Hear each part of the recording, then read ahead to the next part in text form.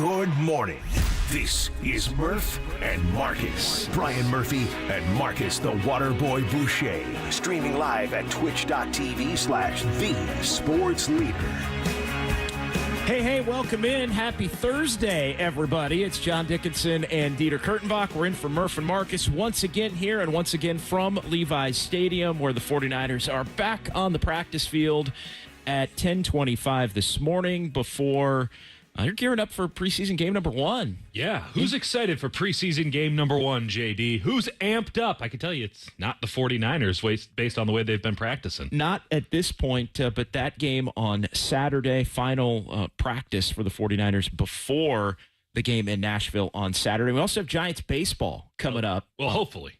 Hopefully, weather permitting, from the nation's capital. 9:05 scheduled first pitch here on the Sports Leader. Giants looking to take 3 of 4 after winning 7-4 in D.C. last night. But all eyes still on Brandon Ayuk and the San Francisco 49ers. And I think the jumping off point for us as we begin here at 6 o'clock, and you can join the conversation at 808 KNBR, 415-808-5627. Please do. Golden State Lumber and Building Materials text line is open. We appreciate everybody watching on YouTube and Twitch. All of that, a lot of great texts and some good calls yesterday as well, Dieter. Yep. But just diving in, what's new since we last left the airwaves at 10 a.m. yesterday? We had the report out of Pittsburgh from Radio Guy in Pittsburgh. We're going to leave it at that. We're going to just call him Radio Guy. You don't want to call out Andrew Filipponi? Get the ups, get the downs, Andrew Filipponi. Your neck is out there. If you win, you win. If you lose, you lose. I'm going to leave that to others. I could care less about the specific. You left it to me. Yeah. I could care less about the specifics on whether, right or wrong and all that. Oh, I mean, I'm sure people on Twitter and social media will feel the same way if this thing doesn't work out for them. But, report out of Pittsburgh. Yeah. Brandon Ayuk's going to be a Steeler. That's their report. Exactly. And then throughout the day, others saying the Steelers do not have a verbal agreement. Jerry Dubak, who covers He's been doing it a lot longer than some radio guy. Steelers, exactly, for a long time. No verbal agreement in place, according to him, for Brandon Ayuk, and that they are not in the process of hammering out final details. So directly the opposite with specifics as to what Andrew Filipponi of 93.7 The Fan in Pittsburgh had put out there. Yeah. Diana Rossini added to that there's a name in a similar fashion.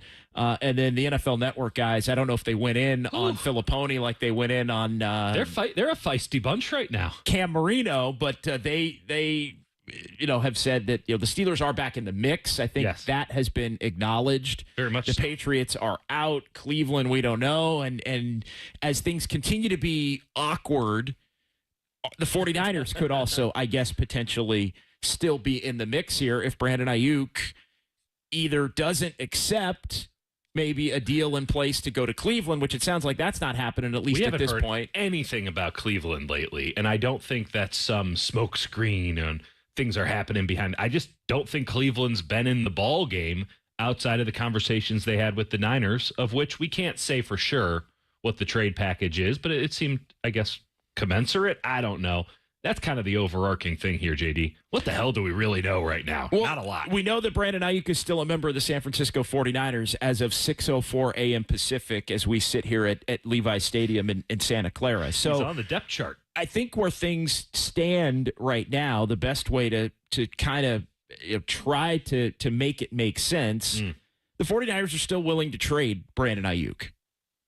Yes. There are still, I think, there still is an agreement in place with Cleveland, I would imagine, although a framework of a deal. Yeah, at some point, and that's going off the Matt Mayoko reporting from a couple of nights ago. And we trust Matt Mayoko implicitly. When it was Cleveland and New England, England tapped out. We talked about that yesterday. Yeah. So it's presumption is, the perception is it's Cleveland potentially could be in the mix.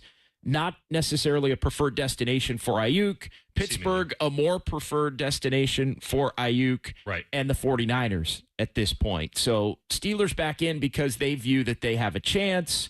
Although, again, it seems like the issue with the 49ers and Steelers having the ability to consummate a deal, Dieter, is the fact that the Steelers don't have a player or aren't willing to part with a player they that have them. They're just not willing to give them up. That will come to the 49ers. So, all right, make sense of all of that. Hot mess. Here is a big, just pile of crud. And I think that if we're trying to make sense of all of it, I think we have to get back to brass tacks here because there are so many moving parts, and it's very difficult to figure out what is actually bolted down and what is just floating out there right now. Here's the question I think every 49ers fan, every member of the media has to ask. Are the 49ers suckers? Are these guys idiots? Are they going to go out and trade an all-pro player on now August 8th and get back from what we've heard, and who knows what this is, if it's true or not, but get back nothing that can really help them for the 2024 season? That's the question everyone has to ask. Are the 49ers suckers, or is there a larger thing in play here as it pertains to Brandon Ayuk possibly coming back, playing on a fifth-year option, getting a new contract here, or getting a better return from the Pittsburgh Steelers, or perhaps even, JD, something that hasn't happened in the NFL in a long, long time, getting a return from a third party as part of a three-team trade? Because I have a very hard time believing that John Lynch and Kyle Shanahan, who are unquestionably fed up with the drama and nonsense of this Brandon Ayuk situation, would willingly kneecap themselves by taking the deal that's been floated from Pittsburgh. Well, short answer for me on the are they suckers question is no for the time being, because they haven't actually done a deal. That's right. To where they don't get anything back that can help them in the 2024 season. They might be. And if they do what has been suggested that is the best they can do, right? Because Ayuk has to want to go to wherever the 49ers trade him. The Niners have to want to make the trade. And the team acquiring Brandon Ayuk has to sign him to a long-term deal. All three of these parties have to be in agreement. The 49ers might end up holding the short end of, I guess, a three-sided stick here. They might be the losers in this three-party transaction, which could be a four-party or five-party transaction. They could end up being the losers. But again, have we really lost that much faith in the San Francisco 49ers front office over the course of this week to where we now believe that that's the most likely outcome? I don't think I'm there yet, JD. Well, there's been so much that appears to be off the rails, but I think you have to pump the brakes and look at what's actually gone down, despite the fact that the last 4 or 5 days have been extremely chaotic in terms of rumors and reports. And I think in many cases, certain things not getting out when you look at the types of reports. There's actually been very little aside from the Matt Mayoko report and a little bit maybe from Mike Silver, but very little in terms of the typical leaks that you see throughout the NFL to the Adam Schefters and the Ian Rappaports and those types. It's been far different in terms of, who's saying what to whom. As this thing all plays out. Both sides, though, still, and I think it gets back to this, have some leverage, which has created the stalemate, right? Ayuk has the leverage in the sense that he has to agree to a contract extension with the team that acquires him. The 49ers ultimately have the leverage in that they have to get something back that they deem worthy if they do a deal. And they also still, as unlikely as it may seem as we sit here right now, they still have the ability to make Brandon Ayuk show up and play for them on the fifth-year option. Like, that's right. Not... They have the ability to walk away from all of this mess, which, by the way, they created. I know Brandon Ayuk's doing his part here, but no one forced the 49ers to say, hey, we actually have a framework in place with a couple of teams here, Brandon. Go on and test the market a little bit and then come back to us. Don't come back to us, whatever. But they're the ones who accelerated this process, and there have been moments throughout this process, which, again, has been very murky, very not straightforward, as we usually see things happen in the NFL. They're the ones who accelerated it. It at times seemed as if they're the ones messing it up. Again, do they deserve the benefit of the doubt still? I think they hold on to it just a little bit here. All right, we'll keep this conversation rolling. He's Dieter Kurtenbach. I'm John Dickinson. We're in for Murph and Markus here on a Thursday. Also, another chance for someone to qualify to win 2 tickets to each 2024 regular season Niner home game. Is Brandon Ayuk eligible for that? Brandon Ayuk is not, to my knowledge, eligible for that. That's coming up between now and the end of the program today. Keep it locked right here. KNBR 104.5 and 680, the sports leader.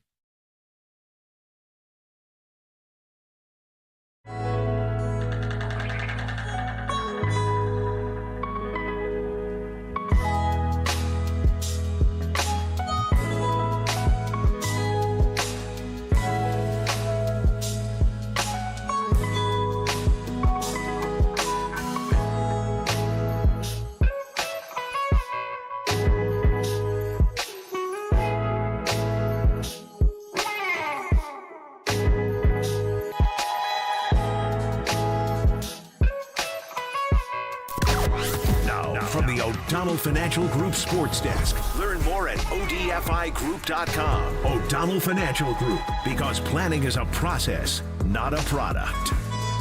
Kyle Shanahan joins Tobin and Copes today at 4:50 this afternoon to give his perspective on the Brandon Ayuk trade rumors and to discuss the game plan for their first preseason game on Saturday in Tennessee.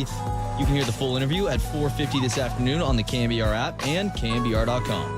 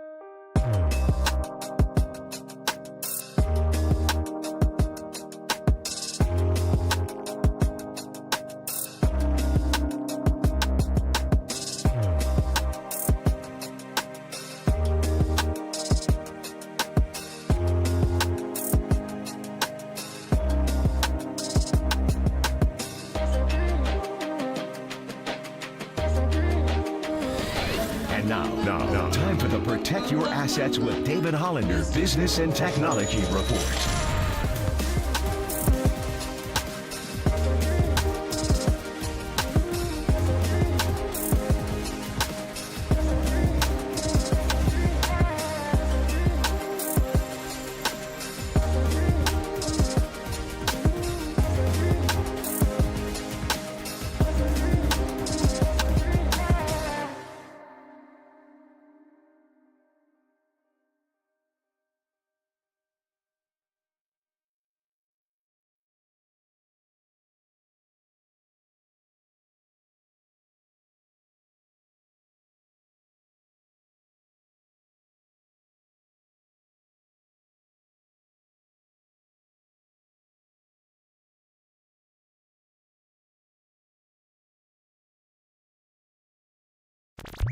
Faithful Murph and Markus keep your morning moving. Streaming live at twitch.tv/thesportsleader.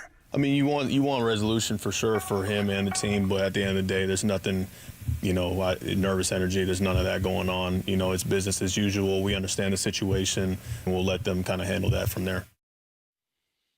All right, welcome back. Fred Warner there. It's John Dickinson, Dieter Kurtenbach, Murph and Markus here on a Thursday. We're from Levi's Stadium. On here until 8:05. That's when we've got Giants pregame. Giants and the Nationals. 9:05 scheduled first pitch here on the Sports Leader, weather permitting, in the nation's capital. Dieter, we heard from Fred Warner there. I know you were out of practice, as was I yesterday. Fred Warner, Deebo Samuel, they met with the media after practice. Yep. What do you make of Fred Warner there saying that everything is business as usual? Because I get the sense that the energy is different around this team right now with the uncertainty surrounding Brandon Ayuk and also to a lesser extent just the lack of Trent Williams being in the building. Well, as I was saying yesterday, and I'll repeat until proven otherwise, the 49ers are acting as if it's a substitute teacher day at school. The 49ers are consciously, I don't know, acting as if we don't have our full squad, so why should we go full speed? And I think that there is reason, even though it is August 8th and they haven't played a preseason game yet, and it is early. They are a month away from playing an actual, real, honest-to-God NFL football game. But, man, I have not liked what I've seen. And perhaps this is projection on my end, projection on the media's part, because I've talked to a lot of other folks, and you and I agree it hasn't had any juice. Not just missing some juice. It hasn't had any juice. I think we're at a point where you got to wonder if this is maybe why the 49ers accelerated this thing a little bit.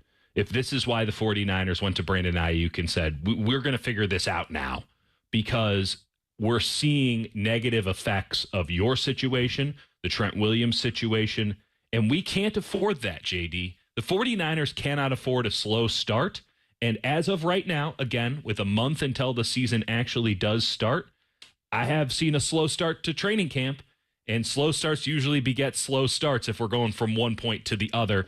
I'm concerned, and everything Fred said yesterday, I had to scoff at, because it's not representative of what I'm seeing with my own eyes. We've been out here. There's no juice whatsoever. Brock Purdy has not practiced well.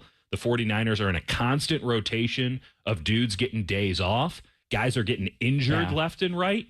I don't like to be the guy who says vibes, because I don't know what the hell that means. But, I think the kids would say that the vibes are not ideal right now. No, I would agree with that, and I think there's still plenty of time to get everything on track. 100%. But to your point, and I think this is what the 49ers are doing here and trying to create some urgency as far as an Ayuk resolution one way or the other, whether he ends up coming back or being traded somewhere and there's another player coming in, or they just bite the bullet and say, hey, it's going to be for future picks and this is going to be the team and everybody's going to have to come to grips with that if there's an issue. I think they're trying to allow for enough time for that to come to fruition as we sit here August 8th, and the 49ers' first game is a month from tomorrow on September the 9th.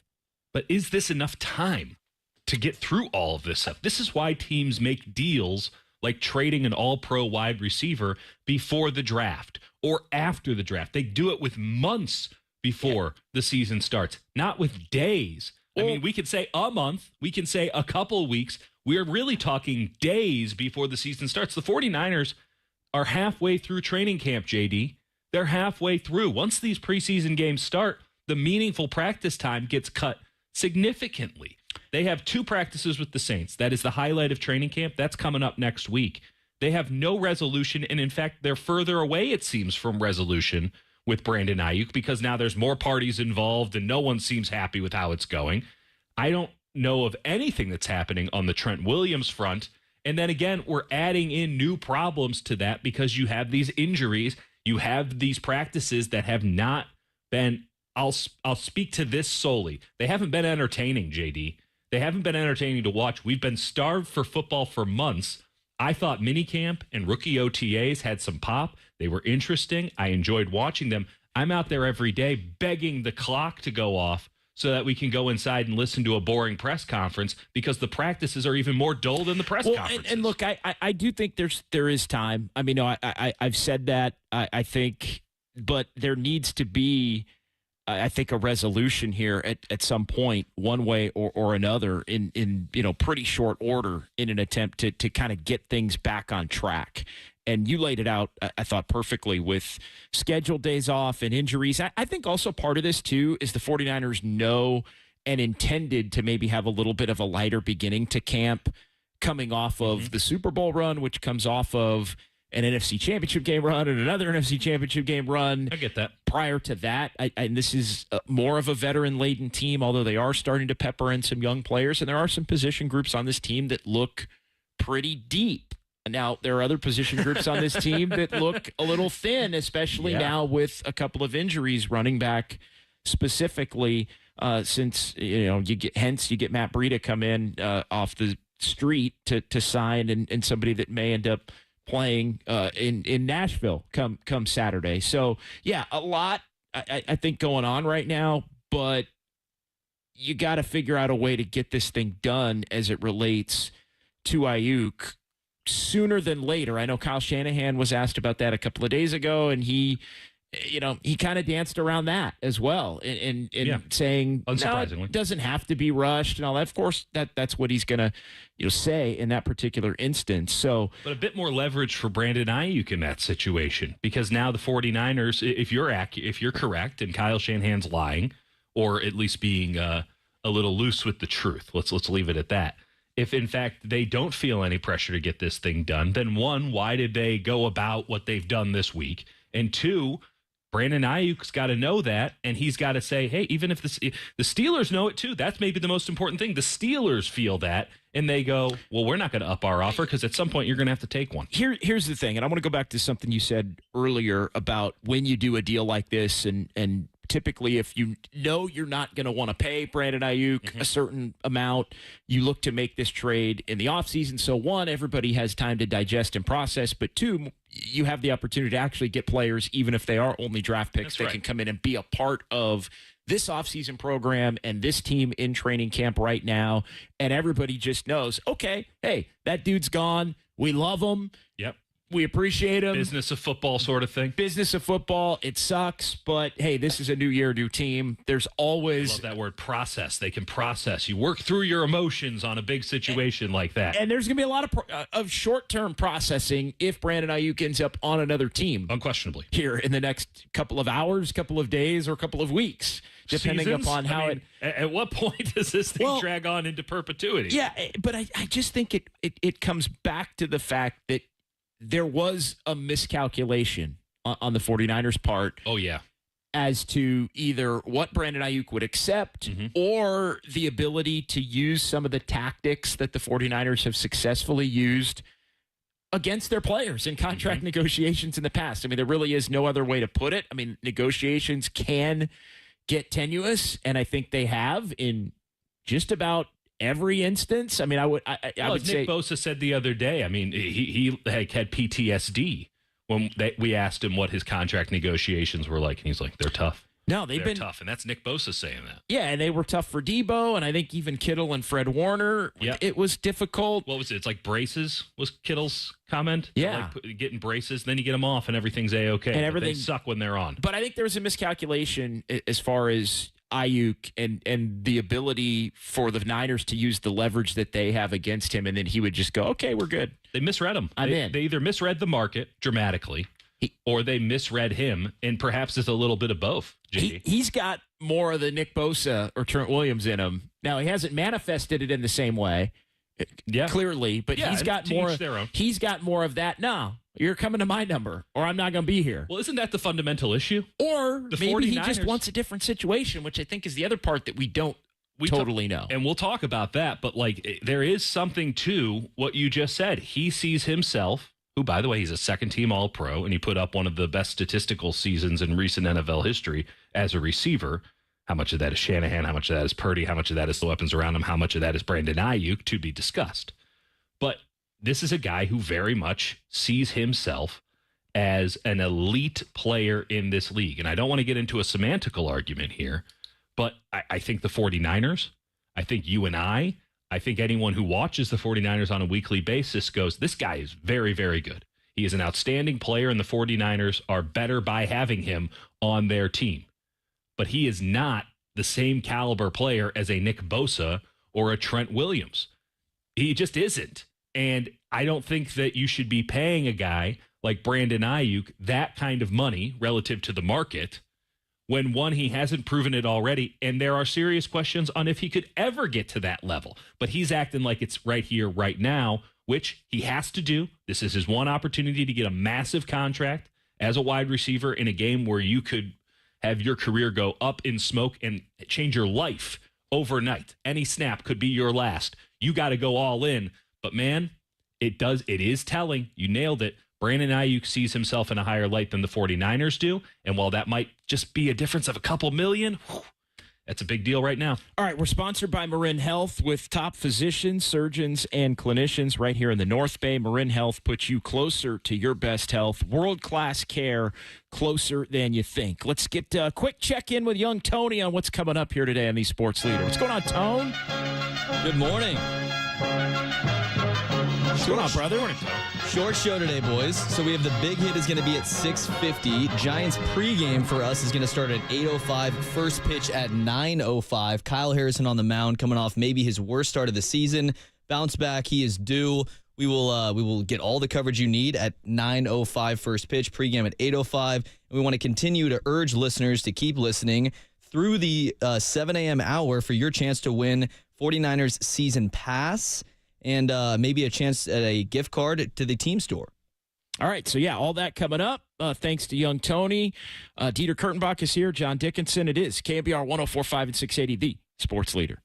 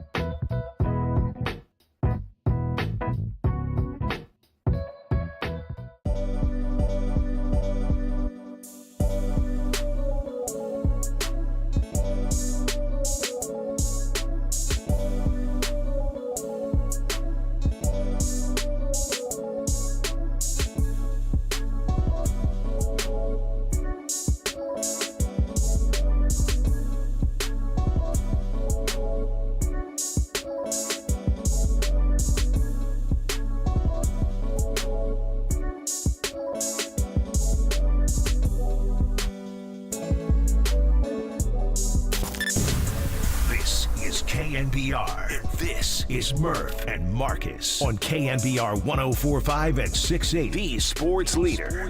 Something that I like to tell anybody going through a contract is same thing that Richard Sherman told me was like contracts are like braces. They suck the entire time, and then once you get them off, you forget that you ever had them. But this time, in the case of a contract, you get a big bag of money. So it's just like, I just try to tell him, it's a horrible process. Like, I hated the entire process when I was going through it. Bosa's last year was awful. He didn't get it done till the first week of the season. So it's like, it's not fun. But, when it gets done, or hopefully when it gets done, you're like, hey, I got to play football now with my job security and, like, my livelihood all secured. All right, George Kittle there on contract negotiations and potential advice for Brandon Ayuk. We welcome you back from Levi's Stadium. John Dickinson and Dieter Kurtenbach sitting in here for Murph and Markus on a Thursday on the Sports Leader. Kyle Shanahan, by the way, to join Tolbert and Copes coming up at 4:50 this afternoon. So make sure you keep it locked right here on KNBR for that. 808 KNBR 415-808-5627. We'll get to a phone call here coming up, but the reality of this situation is, as much as it's maybe more likely than not that Brandon Ayuk winds up not a member of the 49ers in 2024. That's fair. It is still a possibility. The 49ers do still have the ultimate card to play here in that they can say, hey, we're not trading our young all-pro wide receiver, and let's just get down to brass tacks and hammer this thing out. And I think that is the best way still to save the vibes and reinvigorate the energy around this team with still a month to go before the regular season starts. I tossed in a comment yesterday during the show that I don't think we explored all that much, and I'm not asking you to explore it now with me, JD, but I do want to make it again because I think that this is now the root of everything happening with the 49ers and Ayuk. The Niners still maintain the ultimate leverage, as you just said. He who has the ability to walk away controls the situation. Brandon Ayuk has some leverage here too. And it's not ultimate, it's nothing like that, and it's very soft power stuff. But he has the ability to make this thing so damn toxic that the 49ers believe getting rid of Brandon Ayuk is an addition by subtraction thing. Has he already done it? Well, that is a great question, and it doesn't seem as if that's the case because the 49ers are yet to take a lesser offer. Yet. That being said, it seems like they're more likely to do that as things stand right this second than not do that, which right. I'm a little surprised. I'm kind of a sucker move. Not panicked because I view it more from a host. I'm what does that mean? Host, what does that mean? Well, no, host reporter, but but you put yourself in the fans' shoes. Like totally. If I'm putting myself in a 49er fan's shoes, let's do it. I'm panicked. I'm panicked because I think this is horrible. Yeah, absolutely. I think this is horrible. I don't think you need to be a fan to agree that this would be horrible if the 49ers do what's currently presented to them to do, right? Which they don't have to do, which again comes back to the point of leverage. And I noted this yesterday. Are the 49ers betting that the new Brandon Ayuk, the guy who has been out here doing whatever the opposite of a charm offensive is, talking, Jaden Daniels, here's my guy, hanging out with different quarterbacks, going on podcasts, posting TikToks, acting a fool, to be frank. Is that the Brandon Ayuk that's going to be here in San Francisco if the 49ers do nothing? Or will Brandon Ayuk be the Brandon Ayuk that we've known over the last couple of years, which is a sharp, calculated, but generally quiet, doesn't want the limelight guy? These two characters that Ayuk has presented over the last calendar year, they're at stark odds with each other. I think it's akin to what George Kittle said. As it's difficult. It's like wearing braces. It sucks. You get done. You go back to everything's normal. But not really, because your teeth are now squared up. Now you have non-crooked teeth, and the question is: has Brandon Ayuk's true colors been shown throughout the stress of this process? That, in fairness, you're right. We don't know, and I think that also leads to the question of how much of this is solely, is it solely about money, or is it about money and role? Because it gets back to that conversation we've had a couple of different times briefly this week, which is the simple fact that Brandon Ayuk is, in terms of perception, lower on the 49er pecking order than he would be on any of these other teams. Like, maybe it is about money, but also clout and respect and being a number one option in terms of offensive weaponry on an NFL team, because he would, I think, be that guy for the Pittsburgh Steelers. Unquestionably, Brandon Ayuk has some sort of rubric for what he's looking for here. And it's clearly not strictly about the money, because otherwise he'd be a New England Patriot. So what is it about? It's about respect. Sometimes respect is money. It's clearly not all about the money for Brandon Ayuk, though I still think he wants a tremendous amount of it. 808 KNBR 415-808-5627. That's where Leland in Sacramento checks in here on the Sports Leader with a pertinent question. What's going on, Leland? Hey, good morning, JD and Dieter. Hi. Hey there. Hey, so, there's so much conversation the past few days regarding Brandon Ayuk, his motives, his demeanor at practice sessions and so forth. But no one seems to be bringing up John Lynch. He's supposed to be the smart guy in the whole room. He knew that Justin Jefferson, A.J. Brown, Amon-Ra St. Brown, he knew these contracts were coming up. And each time one of those guys signed, the market goes up and up and up. They know this. He's got assistants that are all over the NFL telling him what the current state is with each team, what's going on. My question is, why didn't he leverage that information and get Brandon Ayuk signed in April? I heard they were close to a deal, and then somebody signed, and then things went haywire. I'm kind of holding John Lynch's feet to the fire here. I'm not happy. I'm not happy about the whole thing. I've been a fan of the 49ers for a long time, and the 49ers are better with Brandon Ayuk. They need to get him signed. What do you guys think? Thanks, Leland. Look, I think people are not coming down John Lynch's road at this point because there hasn't been a deal consummated yet. Yeah, we don't know what John Lynch has or has not done. I also think anytime you talk contract negotiations, you're talking about Parag Marathe. An easy scapegoat on a lot of this stuff, and I'm not here to defend the guy because it is ultimately he's the guy who's putting the braces on. He's the orthodontist in this situation. And I do think he's been more involved as of late, right? The 49ers, let's be clear about this. Well, this doesn't feel like a John, like this the way John this seems has to be gone in good spirits, by the way. doesn't seem like, I think John would just pay him. If I'm being honest, I think John would be like, well, market's the market. We love our guys. I think they'd be in the JD boat of we'll figure it out later, but right now, if we have to trade him in a year or somebody else in a year or multiple players in a year or other players have to go in a year, then we'll figure that out. Because, again, I just keep coming back to sometimes decisions are made for you. Sometimes you just continue with what's rolling, and along the way, there may be somebody right now that you wouldn't even be thinking of moving on from that becomes an easy player to move on from come February or March. I would like to note that Brock Purdy has started 28 NFL games, and they have been very open to Brock Purdy, other players, and certainly folks outside of the building that they're willing to give Brock Purdy whatever it is he wants, and his market will be in the perhaps $60 million range. And this, of course, comes after this season, which could help him or in a way hurt him. But they've been very open about, hey, Brock Purdy's coming down the pipeline. We're going to pay this guy.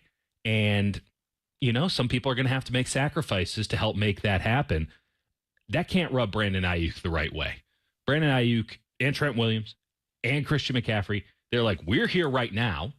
We've proven it for more than 28 games in the NFL, and you're not taking care of us, but you've already theoretically taken care of this guy. I get that he's a quarterback. You don't think that Christian McCaffrey noted that when he demanded his new contract? You don't think that Trent Williams is talking about that when he says, hey, I'm not showing up until you guys give me some more money? And you don't think that's something to do with Brandon Ayuk right now? And I do think this has a lot to do with something beyond just John Lynch in the 49ers front office. They're getting very serious again about what the salary cap is. And they used to do this all the time. They were dollars and cents. They were the QuickBooks of the NFL. They were always super cap compliant. And in the last couple of years, which coincidentally, if we're going to go a little bit conspiracy theorist here, coincides with when Parag took on a larger role with the 49ers soccer team in Leeds, England. And now he's running the show over there. Soon as Parag sort of is out of the picture and he's over in England all the time, now the Niners are getting a little fast and loose, and they're giving Javon Hargrave whatever he wants, and Nick Bosa gets whatever he wants after a long holdout. And, hey, they're pretending the cap doesn't even matter. And now Brock Purdy's coming up. You got to get serious about the salary cap because it's just it's a massive chunk. You can have 2-3 players making up 50% of your salary cap like you're an NBA team. And now suddenly they're starting to go back to the whole every cent is sacred situation. And Brandon Ayuk is the first recipient of some of that tough love. I can't blame him for being peeved about it because you're looking at Javon Hargrave and you're like, he got it whatever he wants. Look, hand me what I want. And I think the 49ers have to make sure that everything balances at some point. Like, I'm not. Do they? I don't know. I don't know if the NFL salary cap's real. But here's the deal. It isn't impacting this year, next year, or even the following year as much as the perception that it is. Yeah. Have they made some questionable moves because they've been a little fast and loose with money lately? Sure. Has it mattered? No, they were in the Super Bowl last year. They were in overtime of the Super Bowl last year. And yeah, things are going to change a little bit when a quarterback goes from $1 million to $60 million. But ultimately, you can't completely change your stripes just because of that. And you cannot say that Brandon Ayuk isn't worth what the market clearly says he's worth just because, hey, well, we got to pay Brock Purdy. All right, 808 KNBR 415-808-5627. Golden State Lumber and Building Materials text line open as well. How much power does Brandon Ayuk have in this situation? We'll get into that coming up next. And are the 49ers over it at this point? Are you over it as a 49er fan at this point? 808 KNBR to join that conversation. John Dickinson, Dieter Kurtenbach, right here on the Sports Leader.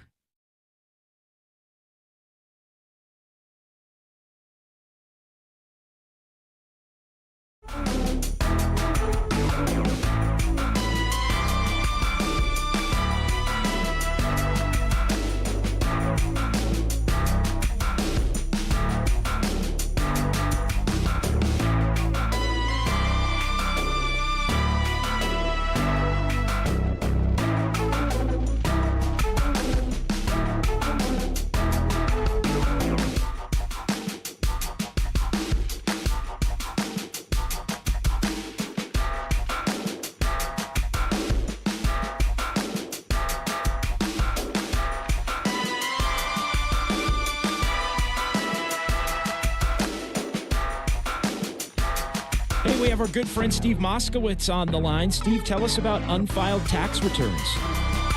It's something that hits people in all walks of life, and it just sneaks up on a lot of people. Return is due, they don't have the money to pay it, they don't have the records, they don't file the return. Then next year comes around and they say, how can they file year 2 and then file year 1? By the way, you still don't have the money. No problem at all. If you don't have the money, we want to make a deal for you with the IRS. If you don't have your record, no problem. We'll go ahead and get all the records the IRS and state has on you. And what if you say, oh, Steve, I have my records, and they're all in some trash bags in my garage. No problem. We have a whole bookkeeping department to take care of that for you. The bottom line is there's no good excuse for not filing the returns, but there's a lot of reasons why you want to do it. One of them is the IRS has all these newly hired IRS agents that are looking for this. Don't let them come knocking on your door, ruining your life, your business, your marriage, when there's a really good solution that we have for you. We have a free consultation. The only thing you have to do is give us a call and say, hey, Steve, what can you do for me? That was tax attorney Steve Moskowitz. He's my tax attorney, and he should be your tax attorney. Give him a call, 888-TAX-DEAL, or you can go online to MoskowitzLLP.com. From the Chilton Auto Body Traffic Desk.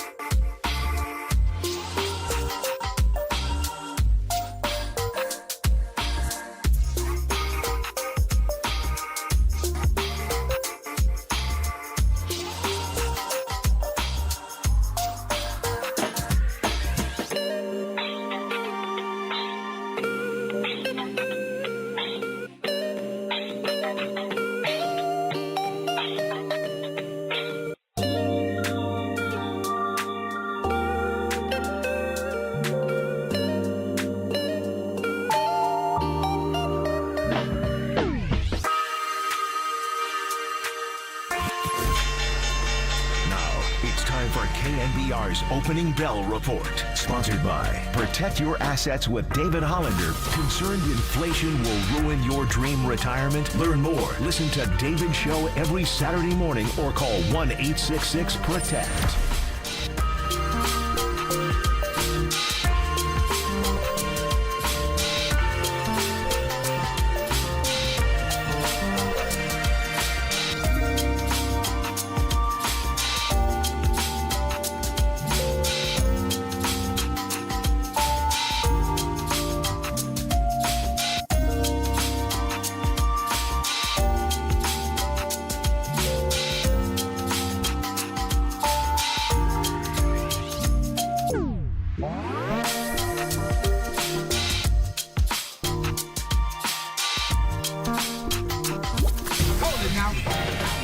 This is the Big Hit. Sponsored by Benjamin Moore Paints. Experience the Benjamin Moore retail difference at their independently owned, authorized retailers today or at benjaminmoore.com. On KNBR 104.5 FM and 680 AM, the sports leader. I still talk to him every day. He in meetings, we still chop it up, and not even about the things that's going on, but just like brother talk, regardless of whatever happens, it's still my guy. I love him to death. What he here, he there, wherever. But man, like I just said, like business is business, and like just going out there and like I can only control the things that I can control, and so I just go out there and do the best I can at my job. All right, Debo Samuel there. Big hit time on KNBR. Murph and Markus, JD, and Dieter Kurtenbach. We'll get into what Debo had to say here coming up in just a moment as we are live at Levi Stadium. 49ers practice, 10:25. We also have Giants baseball. Weather permitting, 9:05 first pitch. That game originally scheduled for 1:05 Pacific, but moved up, Dieter. Why? Real quick. There's a hurricane heading the way of Washington, D.C., and it's a getaway day. The Giants were already peeved that the Nationals, for some reason, scheduled a getaway day for 4:05 p.m. Eastern Standard Time. I don't know. Is it still standard? Is it daylight time? We're on daylight time right apologies. now. Eastern Time. Let's just call it that. And I don't know why you would do that. 4:05 is a terrible time to start a baseball game, unless it's even the week. It's probably a bad time to start it on the weekend. They just decided to do that for a Thursday, and then there's a hurricane coming, so they're going to try to get it in before they get drenched on. Giants pregame at 8:05. Until then, we're talking Brandon Ayuk, and we also are going to have another qualifier for the 2 tickets to each 2024 regular season Niner home game. This continues today and through Friday, August 23rd. 3 chances per day, once during Murph and Markus, once during Papa and Lund, once during Tolbert and Copes. You have the opportunity to qualify for the 2 tickets to each 2024 49ers regular season home game. Each person who qualifies wins a $50 gift card to the 49ers team store and enters to win the grand prize, aforementioned grand prize. Be caller 10, 415-896 KNBR, 415-896-5627 when you hear the special cue to call featuring Tim Ryan, and tune in today during the 7 a.m. hour. So it's coming up here, 7 a.m. hour, your opportunity to be entered to win the tickets. And again, this contest goes on today, tomorrow, and for the next 2 weeks through the 23rd. They'll announce the winner on Monday, the 26th, on this show with Murph and Markus Dieter. Ample opportunity to get in on this, a very, very large contest. Again, 7 o'clock hour. We'll be playing that sounder.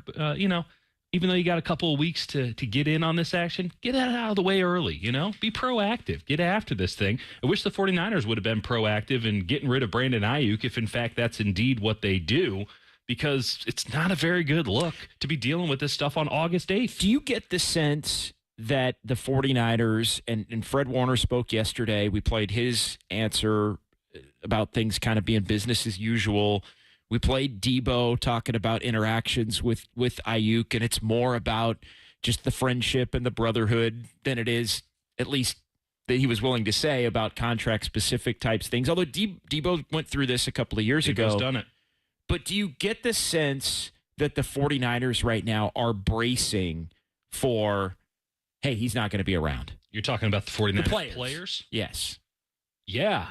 And it maybe not even that they're bracing for him not to be around, but they're not going all out because he's not there. And by the way, I think that we give Trent Williams a pass on a lot of things. He's kind of not here. So being neither seen nor heard from allows him to float under the radar as much as a 325-pound man can float under the radar. But him not being here matters too. I know he barely practices, but just not having 71 in uniform. These are 2 all-pro players on a team that's trying to get back to the Super Bowl. They can't lose all-pro players and expect everything is going to be just the same, A-OK, hunky-dory. So not having those guys practicing in camp, that's a big deal, even subconsciously for the 49ers, who just have not been bringing it on the practice field whatsoever. Yeah, he's Dieter Kurtenbach. I'm John Dickinson. Again, 808 KNBR, 415-808-5627 as we continue the Brandon Ayuk conversation, and the 49ers, again, going to practice at 10:25. Just kind of keeping everybody updated on the latest, which really isn't much since we got off the air yesterday at 10 a.m. There was the report. Has anything happened since 10 a.m. Well, yesterday? yes, because at 10 a.m., I mean, really the only thing on the board was the report out of Pittsburgh that the 49ers and the Steelers had a verbal agreement in place and were in the process of hammering out details. Now that, by Jerry Dulac of the Pittsburgh Post-Gazette, he refuted that pretty quickly after we were off the air. Within, I think, that 90 minutes, Diana Rossini, others said, hey, that's not what's going down. And then it basically sat there for the most part throughout the rest of the day. And things got more quiet maybe than they'd been in any day, really, the last few days this week. And so I do think it's interesting after it, seemingly like there was something possibly imminent. Again, we talked about it yesterday, but also we're pretty clear to say, hey, this thing is not, we don't know how imminent it is or even how real the reporting on that situation is. I'll say this. I very much believe, given the amount of smoke that's coming out of Pittsburgh, and we're not using Andrew Filippone's report or anything, like there's a lot of very plugged in people who say that there is some serious traction, at the very least, between the 49ers and the Steelers to make this happen. We have known for quite a while, and I wanted to remind everybody, as everyone was talking Browns and talking Patriots, that Brandon Ayuk wants to be in Pittsburgh. That is an important factor in all this, JD. And he did request a trade, and all of those things are still on the table. And again, just short and sweet. There have been many who have reported yesterday, and that is one thing we should that Pittsburgh is back in the mix. So to that point. And you have, Ian Rappaport and Mike Garafolo saying that they believe the eventual outcome is that Brandon Ayuk is a Steeler. You can't say something like that unless there's some actual grease in the gears for something like this happening. Does that guarantee that it happens? Hell no. Of course not. But it's not as if this is something that's being made up or thrown out of the blue. There's something here. There is smoke. Some people have said there's fire. I'm yet to see the fire. But again, can't deny that there's smoke. And how much power does Brandon Ayuk have in this situation? There's been a big discussion about leverage here. I know we took some calls yesterday and a lot of texts. It did even out a little bit, but I think there is a decent chunk of the 49er fan base. And I do think fans get fatigued by this. We're fatigued at different points, but it's, you kind of become over it, I think. Fans do. But at the same time, I also think we had this point earlier, fans really would think it's a bad idea, and we think it's a bad idea as well if the Niners just ship him off to Pittsburgh for future picks and they're not getting a player back that can help him in 2024. That remains, I think, the key focal point of all of this for me. Still multiple ways that it can play out, Dieter, but the point at which the Niners, if it comes to fruition that they move on from Brandon Ayuk and don't get a player back that helps him in 2024, that's where I think this thing has the potential to really go off the rails. Without question. And it should. I mean, if the 49ers come out the loser in the 3-party win-loss record, right? Pittsburgh or other team, but other team, Brandon Ayuk and the 49ers. Those are your 3 parties involved here. If the 49ers come out the loser in all of that, but particularly as it pertains to the 2024 season where they believe their Super Bowl window remains wide open, the 49ers should absolutely be held to account by the fans because none of this had to happen. If Brandon Ayuk leaving the 49ers before this season was an inevitability, why did you delay it? Why didn't you take the good offers that were on the table at the NFL draft, before the NFL draft? Because there were good offers, but the 49ers said they're not good enough. And now you're going to take a second-rate offer because there's a clock ticking? That's your fault if you're the San Francisco 49ers for letting this thing drag on, for having the hubris or ignorance to believe that you could get something done on your terms. And frankly, you ask how much leverage does Brandon Ayuk have? He has more leverage than he's ever had based on the fact that it is August 8th. He has not practiced yet. He does not have a new contract, and the 49ers are willing to let him talk to other teams. He has a weird free agency thing going on right now. He's chosen Pittsburgh. He has some leverage, and frankly, that it's more than he's ever had, and it puts the 49ers in a pretty bad spot. JD, my question to you is this. What would be a win for the San Francisco 49ers given how toxic this thing has become?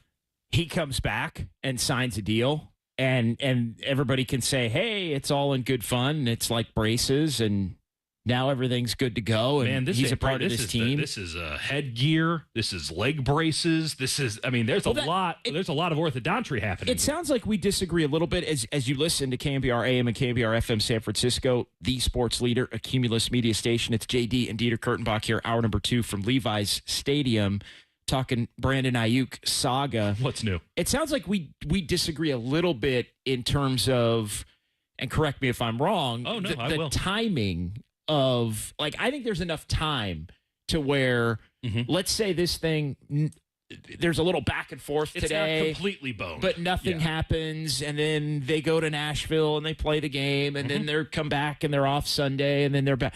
If this thing drags into Monday, Tuesday, Wednesday of next week, let's say, and by Wednesday of next week, Brandon Ayuk comes to a contract extension agreement with the San Francisco 49ers, I think even at that point, and Wednesday is August 14th. Right.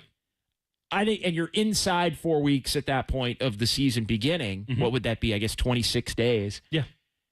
I think there's enough time then to where, everything could be pretty freaking normal by the lead up to week 1 and week 1.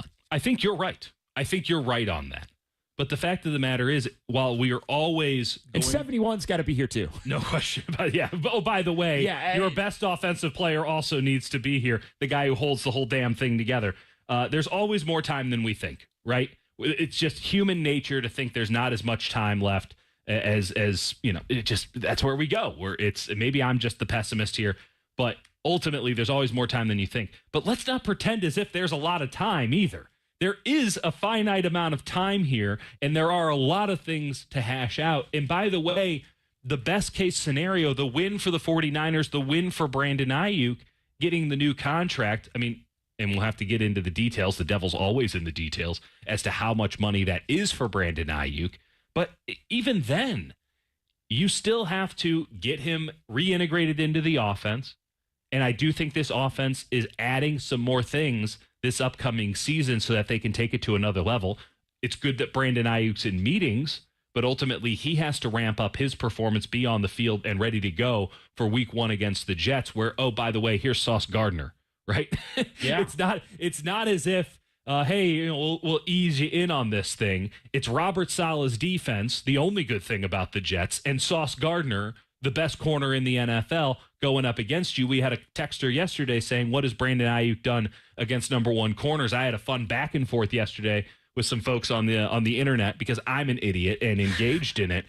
You love it. You're a glutton for punishment. Clearly I am. This is what happens when I don't sleep. I do self-defeating behavior. Regardless, some people coming back at me on that one.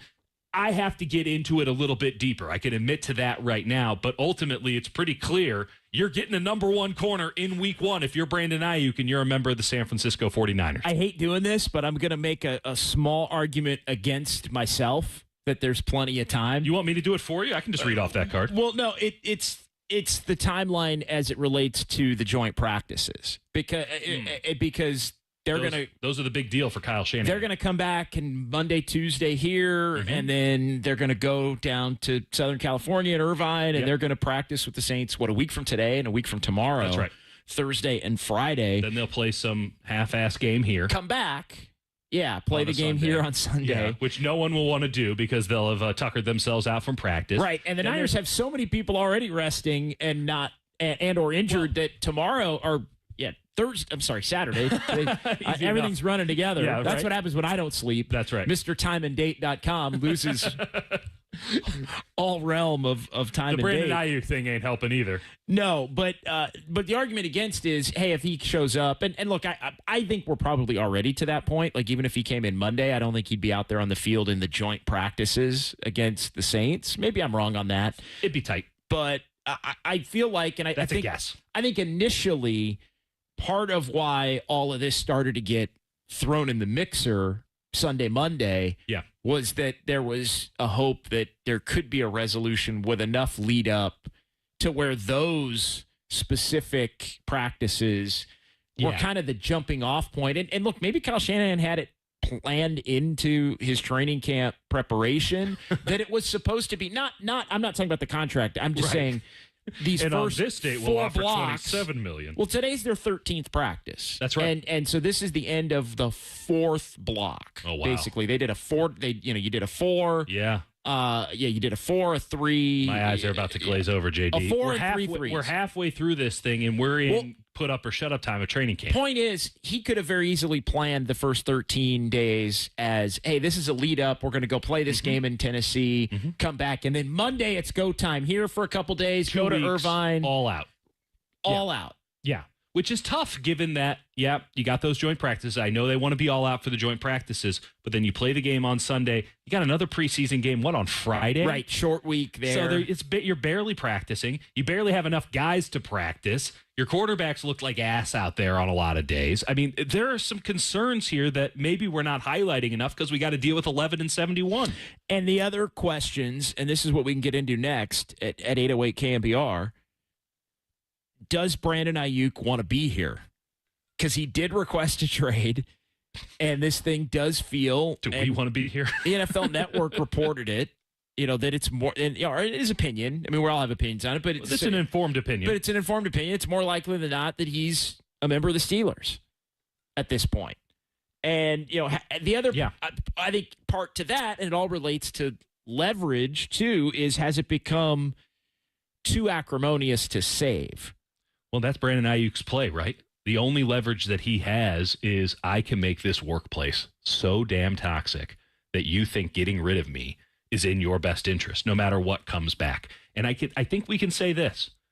Ayuk hasn't done enough in that department because the 49ers haven't gotten rid of him for nothing. If the reports are right, and everything is so loose, it's very difficult to even figure out what the reports are these days. And because, as you said, this is not straight. We're not doing this through a chef TikTok here, and not talking about the social media service. I'm talking about like a play-by-play where you see it all develop based on. Yeah, Niners are happy about this. Ayuk wants every that. other flipping story. We do not have that. It's $27 million. He wants 31. We have a dog avatar and a radio guy, and the insiders are getting chippy on NFL Network, and it is messy. You got an agent hanging out in the background of an NFL Network shot. Acting at weird. A different camp. That guy. I mean, Brandon, if we know one thing about Brandon Ayuk in this offseason, you got to get rid of your agent, man. He has not helped you in the least bit. All right, he's Dieter Kurtenbach. I'm John Dickinson, in for Murph and Markus here on a Thursday from Levi's Stadium. 808 KNBR, 415-808-5627. Has this become too acrimonious to save? We shall discuss coming up right here. KNBR 104.5 and 680, the sports leader.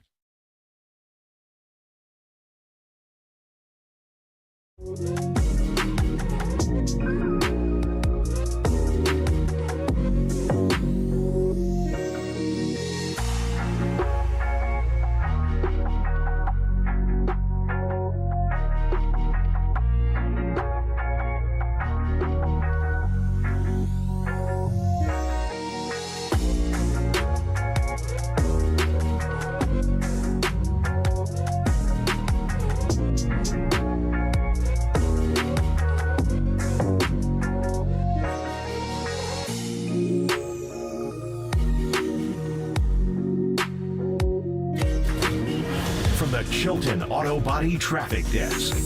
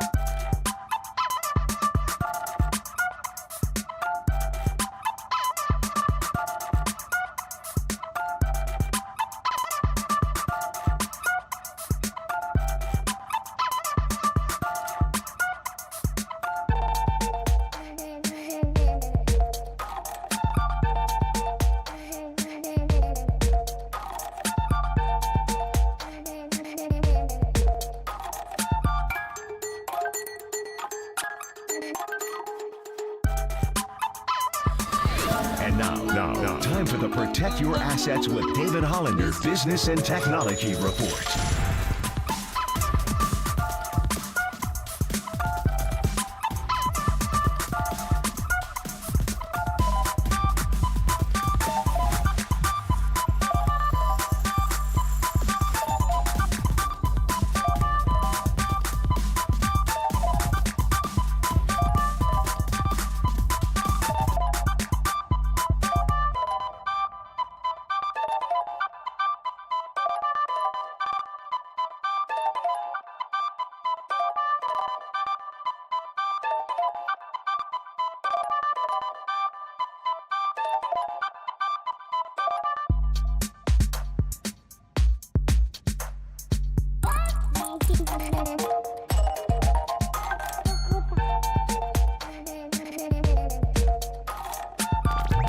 Faithful Murph and Markus keep your morning moving. Streaming live at twitch.tv/thesportsleader. Guys, it doesn't get much more awkward than this. Hi, Ryan. Oh, God. Brandon Ayuk's agent, Ryan Williams, is in attendance here at Raiders practice. Can we ask him? Why does he not have a microphone?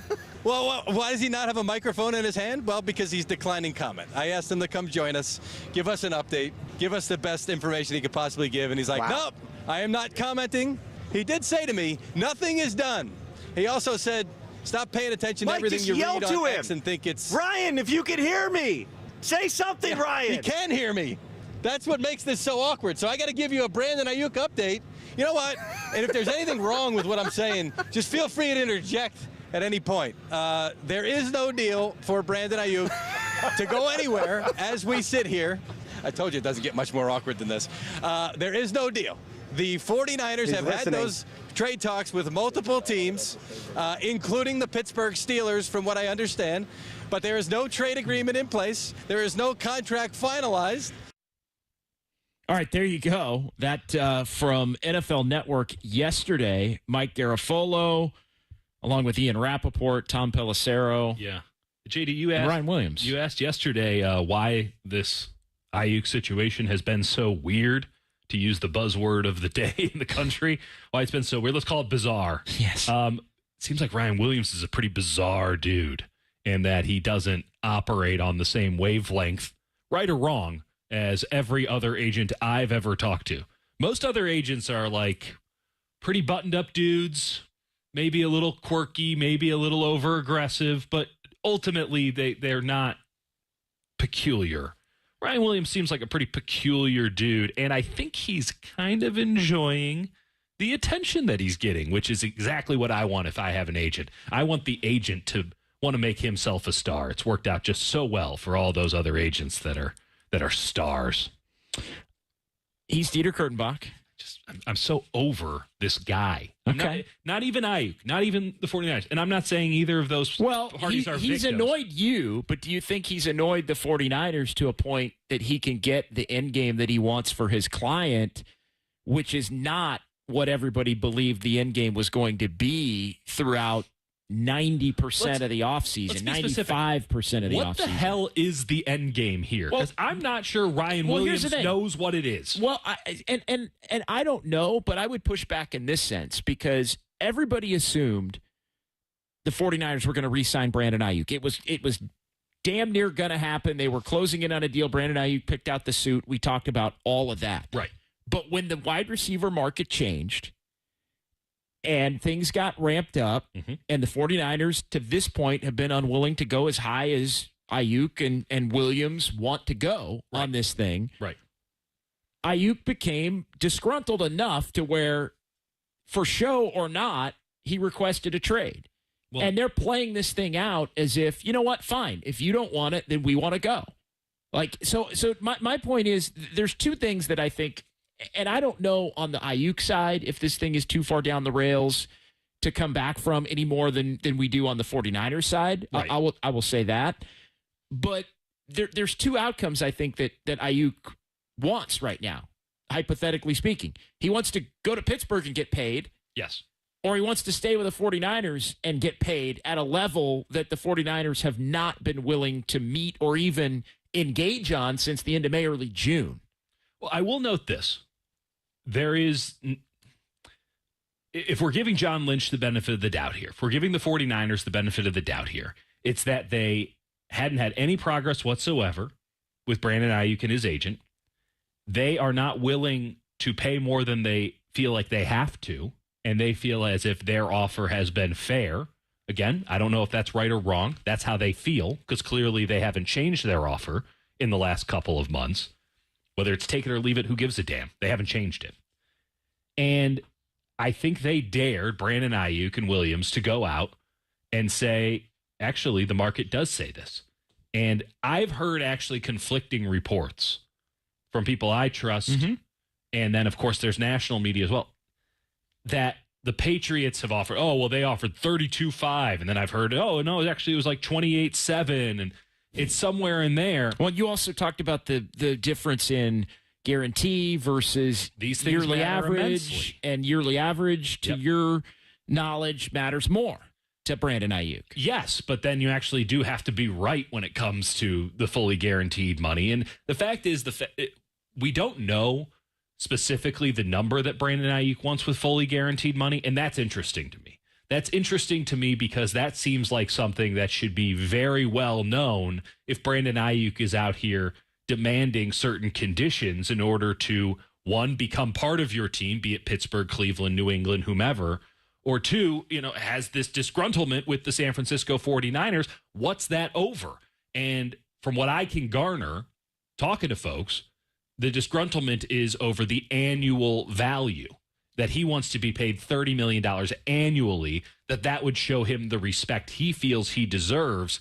But again, the guaranteed money, which is the stuff that really matters, that's got to be right too. And I don't know if the 49ers are right on that or wrong on that.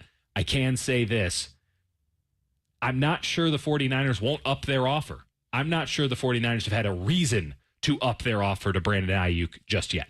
Well, and to the point on the agent, and the discussion there, I do think, and I think we disagree on the agent a little bit. I do think this thing is trending toward Ayuk getting one of these desired outcomes. And so in that respect, clumsy as it may be, as much as it maybe has annoyed you or me, and broken clocks and blind squirrels. Maybe. I mean, maybe. I don't know. But if he gets Brandon Ayuk, he wins the money, and he goes at this point, since he did request a trade. And I think the one thing we're unsure about that, I'm starting to wonder is, like, does he really? Is it more about respect and clout and all of that, and pecking order and things like that, or is it just sheer money? Hey, if you offer me the same amount, I want to be here. Like, that's the part that I thought I knew. Do the Niners have like a right of refusal here? Is this like a restricted free agency? Well, I mean, ultimately, I think if it got to that point, then that's when you play the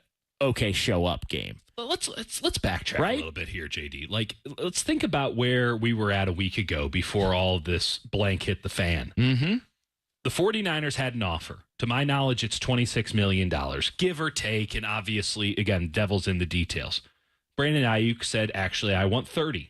And you might go, that's not that big of a difference. But to Brandon Ayuk, $4 million is a massive gap if we're talking about just annual value. That's the difference between the 49ers saying, we think you're a very, very good player, Brandon, and the 49ers saying, we think you're the best. And Brandon Ayuk wants to be considered the best. Whether he's deserved it or not, that's what he wants his contract to tell the world. That's what he wanted the 49ers to tell the world with a contract like that. I think that any reasonable person, and I think I talked to plenty of them, would say if Brandon comes down a little bit, the 49ers will come up a little bit. So that if still it's, hasn't happened. Right. That's a great point. So if it, in theory, if it's 30, let's say from Pittsburgh, just throwing it out there. If Pittsburgh wants to give him the bag. If the Niners are 26 and Pittsburgh's 30, then could you meet at 28? Right. In theory. All of this could have happened without a third party. The 49ers felt as if they didn't actually have to do anything, that it was actually Brandon Ayuk's call. I know Matt Mayoko characterized this as the ball's in Brandon Ayuk's court. The ball has always been in Brandon Ayuk's court because the 49ers made it very clear, we're not going to pay you 30. We're not going to do it. You need to tell us now how low you're willing to go to see if we're willing to come up to meet you.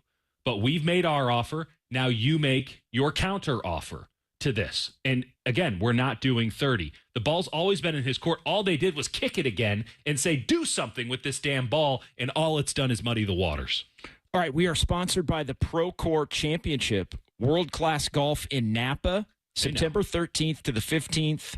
Learn more and get your tickets at ProcoreChampionship.com. Also want to reiterate that at some point between now and the end of the show, actually at some point in this hour, you got like 34 minutes. At some point in this hour, you're going to get an opportunity to qualify.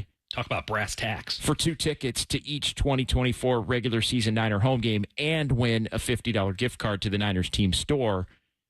If you're caller 10 at 415-896-KNBR, not now.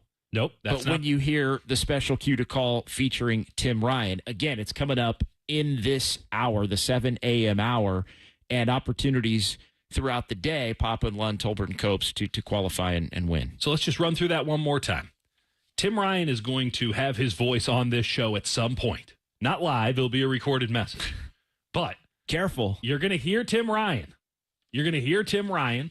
And when that happens, you're going to want to have the contest number ready to go on your phone. 415-896-KNBR. 896 KNBR. 896-5627. And that's when you hear Tim Ryan. Right. Not us. Back to business. Exactly. So 808-KNBR, 415-808-5627. So many numbers. 1045 and 680. Quick update on what's going on in Washington because the Giants and Nats are also scheduled to play at 9:05 Pacific time. Weather permitting, we are going to have Giants pregame and Diamond Notes and all that coming up at 8:05. The tarp, though, is on the field at this point. Misting rain, tarp on the field now, and the infield is covered. It's pretty humid there, and there's like hurricane-ish. That's redundant in conditions. Washington, D.C. in the summer. I was also fusing. Humid I was DC. fusing 2 texts together. It's a swamp, and I'm not talking politically. It's literally built on a swamp.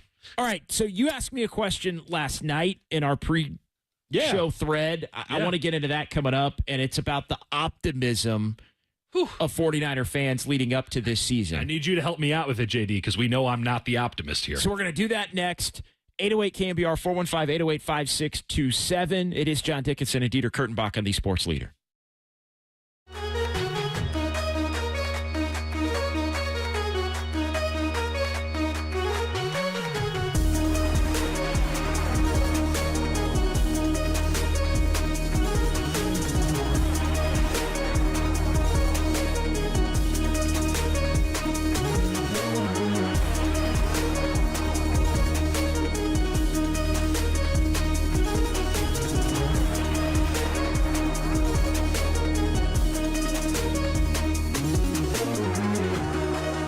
Once again, we have our good friend Steve Moskowitz on the line. Steve, tell us about unfiled tax returns. I thought you were talking about with the green trash bags when you're saying that's where people keep their receipts and that's why they didn't do their returns. And, that really is. A lot of people, they just say, that bookkeeping thing just isn't for me. That's okay. We have a whole bookkeeping department to do that for you. Or suppose you say, Steve, I don't have any records. No problem. We'll get all the records the IRS state has on. Or what if you say, Steve, I don't have the money to pay my taxes. That's why I didn't file. It's been a while. No problem. We'll go ahead and we'll do the return. Then we'll go to the IRS for you. We want to make a deal, a sweet deal. The bottom line is this. The IRS hired all these new IRS agents. They're looking for people that can file returns.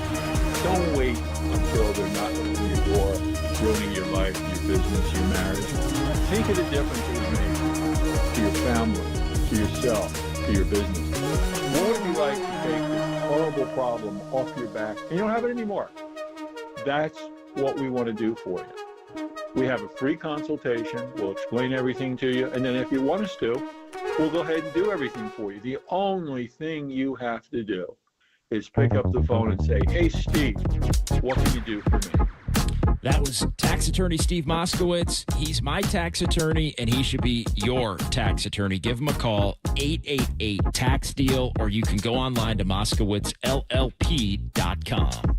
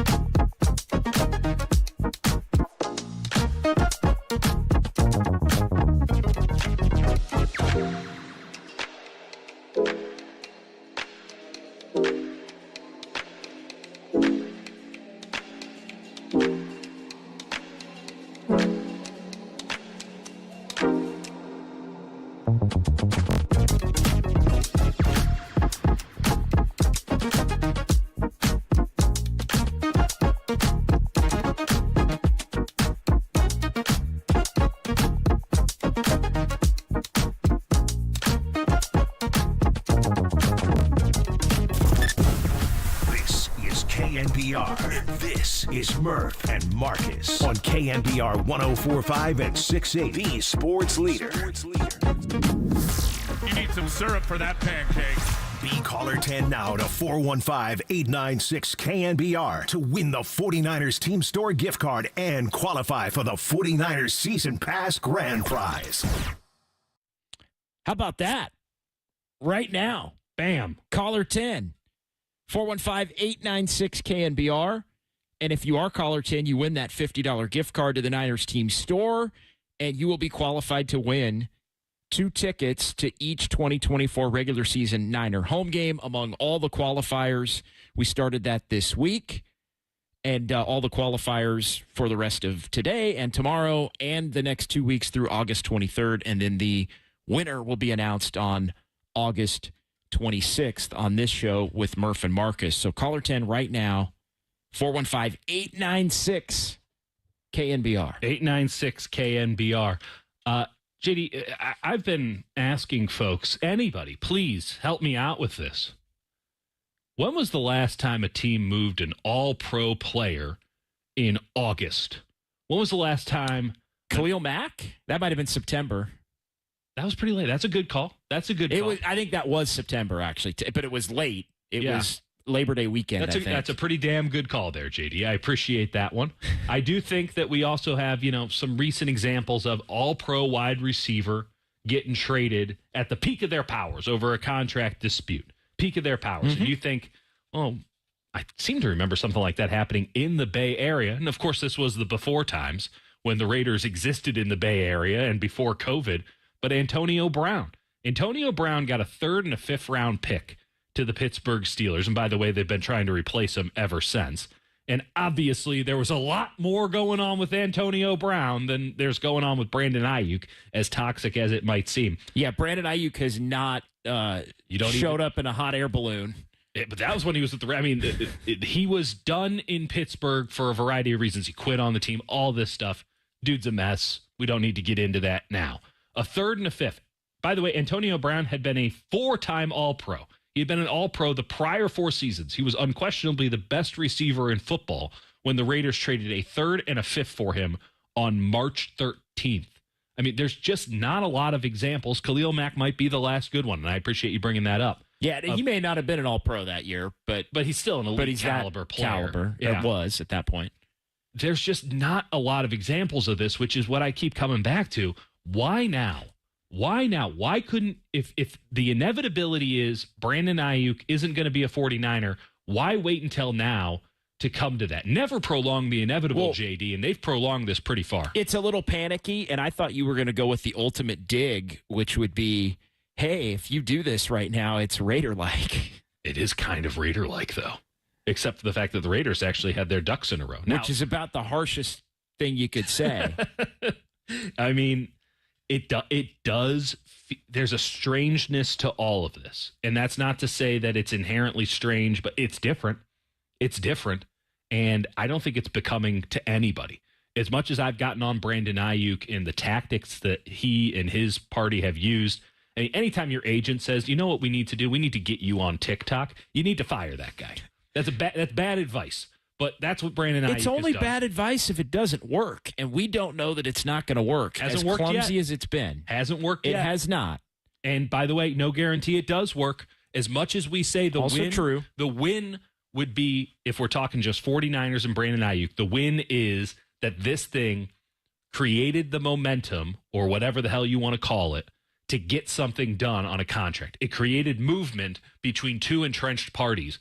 If all of that happened and these two come to terms on a long-term deal, then yeah, it's probably worth it. But that hasn't happened yet. And by the way, I still think if Brandon Ayuk does come back, he's playing on the 5th-year option. How much of this is, in your estimation, the 49ers after losing on the Bosa deal? And I mean losing specifically to Nick Bosa in the competition of a deal. Right. I'm not saying losing they've won by getting him, but they did not extract what they wanted to extract from those negotiations. So, and also, I'm not sure if this is the right phrasing, but basically a shot across the bow of, hey, we're not getting pushed around like that again. And if you think you're going to try to push us around like that again and you're not Trent Williams, future Hall of Fame caliber. Or Christian McCaffrey. So even that, I think, leads it down a little bit of an odd path. But those are different. Brock Purdy. But those are different caliber. Well, we don't know. You know what? We don't know about Brock Purdy yet. They're talking. I'm sorry, we don't. No, I don't disagree with you. You and I are in agreement. They're talking about it like that, but you know what? If they go 10-7, I'm sorry. If they go 10-7 and Brock Purdy statistically, I'm with you, goes down, I'm with you. It's not going to. They may wind up in a tough situation with him. They might actually. It could be very Dak Prescott. Where it's like, actually, no, it's going to be closer to 50, and he's like, actually, no, it's not. Yeah, and then you get, Kyle always wanted his own Kirk Cousins. He might get one in a very real way. I'm not throwing Brock Purdy into that conversation. They speak about him in those same terms, and they say whatever he wants, we'll give him. We're going to build the airplane out of Brock Purdy. How much of it though is, again, you're talking about best offensive skill player on the team in McCaffrey, right, game changer in all these different ways. Right, the gravity. He's like the Steph Curry, the gravity that he creates. Okay, I don't like blasphemy on the airwaves, but here we are. Run game, pass game, all that different, but I think they view it that way. Kyle certainly does. I think fair. Kyle certainly does, but more specifically, the way that he used to view Debo. More specifically, Nick Bosa, future Hall of Fame trajectory, premium position. Trent Williams, future Hall of Famer, premium position. Those guys have a little more clout to be able to kind of break the 49ers a little bit. But because they did, the real good players, even all pros, have to kind of fall in line again? Like, do you think some of this with the Niners is just making a statement that there's a very short list that will be able to break us in terms of negotiation? Because they are entering this time period in their evolution where they're having to pay all these great players that they've drafted and or acquired. That's more to the point. I don't necessarily think this is the 49ers ego getting in the way. Well, it's not ego. Yeah, it's not that's ego. An ego. We're not going to be broken. Yeah, you might have gotten us last time, but you're not going to. You guys actually, yes, it is. It's entirely ego. This is them standing up for themselves, and you know what? Credit to them. Brandon Ayuk standing up for himself. You got to do it if you're a player. How many times do you get a chance to make generational wealth? But I think this is more about them being more prudent about dollars and cents, and them being worried about how much a quarterback is going to cost on the free agent market in Brock Purdy. And you mentioned the Bosa thing. You mentioned all these guys. Trent Williams, Christian McCaffrey, Nick Bosa, Fred Warner, George Kittle, Deebo Samuel still makes big money. Charvarius Ward needs to make big money. You got Diamador Lenore coming down the pipeline at 11. Man, here's the thing. You've been spending willy-nilly, fast and loose. Credit card ain't due till the end of the month, baby. Here's the bill. Here's the bill, and you're going to have to start paying interest now, too, because inflation, as we hear from our friend David Hollinger, coming to get us all. Well, you say that, and you're running through all those names, and you know what I think? Man, this team's loaded still. Yep. This team's loaded. And that's still what the 49ers think, and they also say we got the best offensive mind in football. What team wouldn't want Kyle Shanahan calling the plays? He's made Brock Purdy a $60 million quarterback. He's done all this stuff. We can do it without Brandon Ayuk. Well, they think that. I'm not so sure. And I don't think they can. And look, it'll still be good, but will it be what it was? Will it be great? I think it depends. Probably not. Might be statistically great, but will it be functionally great in terms of winning football games? And yes, the Niners are going to win football games. No question. Like we were talking about this on the practice field a little bit yesterday.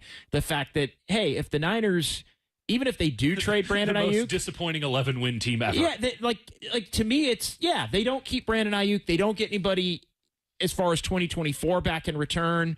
They have to cobble it together. Like we're still probably talking about a 10-7 if Brock Purdy's healthy and everybody else. Like in kind of the worst case, we'd be it's janky and they have injuries and Purdy's pretty good, but maybe not quite as good. Or like we're still talking about 10. Like the 49ers could. They have a high floor in many ways.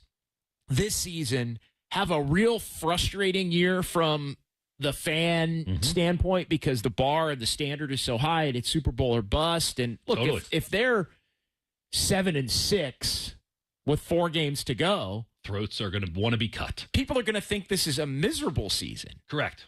Well, kind of like the Warriors when the Warriors sit in January and they're 2 under or 3 over or 2 games out of the 8 seed or whatever it is. But as you've noted multiple times when I've tried to make Warriors 49ers comparisons, the Warriors have won something. 4 times. We're not just talking about quote unquote big games, Kyle Juszczyk. We're talking about big series. Rings. We got rings on our fingers. We can afford to be a little fast and loose in a January game. The 49ers, one can't really afford to be fast and loose at any juncture this season because their schedule is just a doozy.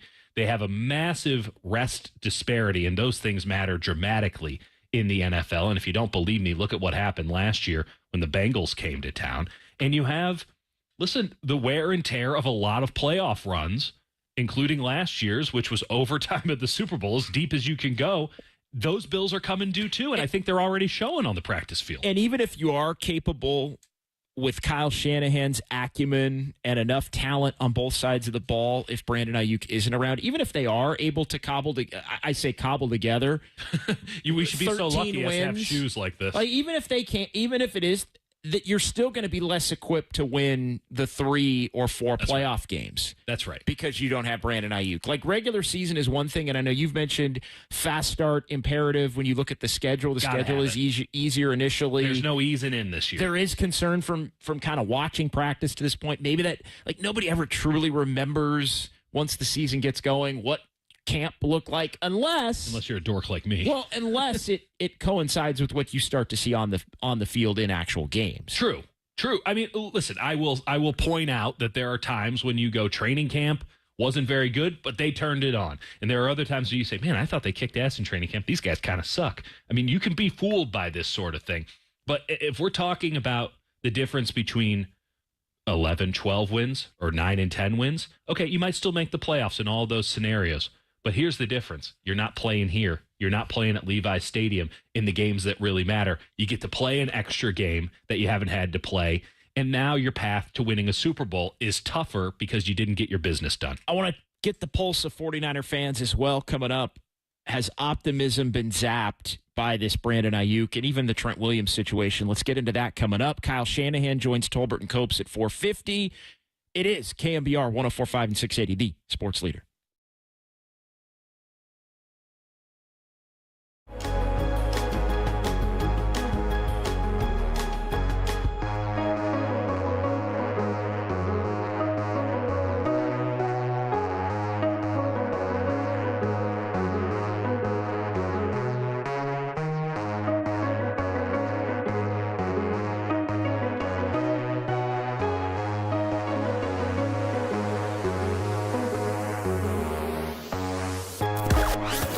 From the O'Donnell Financial Group Sports Desk. Learn more at ODFIGroup.com. O'Donnell Financial Group, because planning is a process, not a product.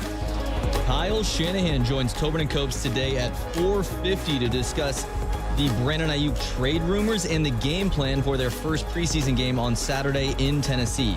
You can hear the full interview at 4:50 this afternoon on the KNBR app and KNBR.com.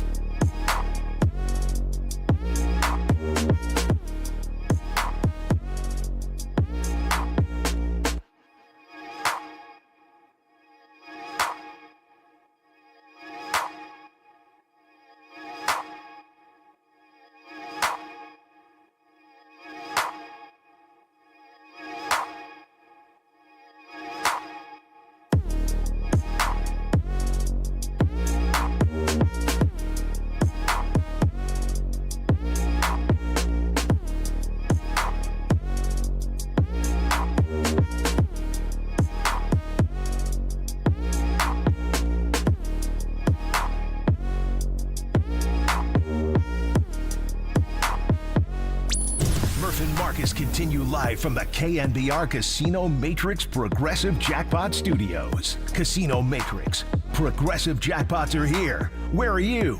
Just drop in. Please play responsibly. 1-800-GAMBLER. I feel like I'm a doctor in baseball. Time now for your Giants Health Report. Sponsored by Sutter Health. All right, health report. Tyro Estrada started his hitting progression a couple of days ago. Wilmer Flores out for the season after undergoing the procedure for his right knee tendonitis. Tyler Matzik through live BP in Arizona a couple of days ago. And Tom Murphy continuing to rehab in San Francisco. That, your health report, sponsored by Sutter Health. From doctors who never stop answering your questions to cardiac specialty centers that never stop helping hearts, Sutter is more than 220 hospitals and clinics that never stop caring for Californians.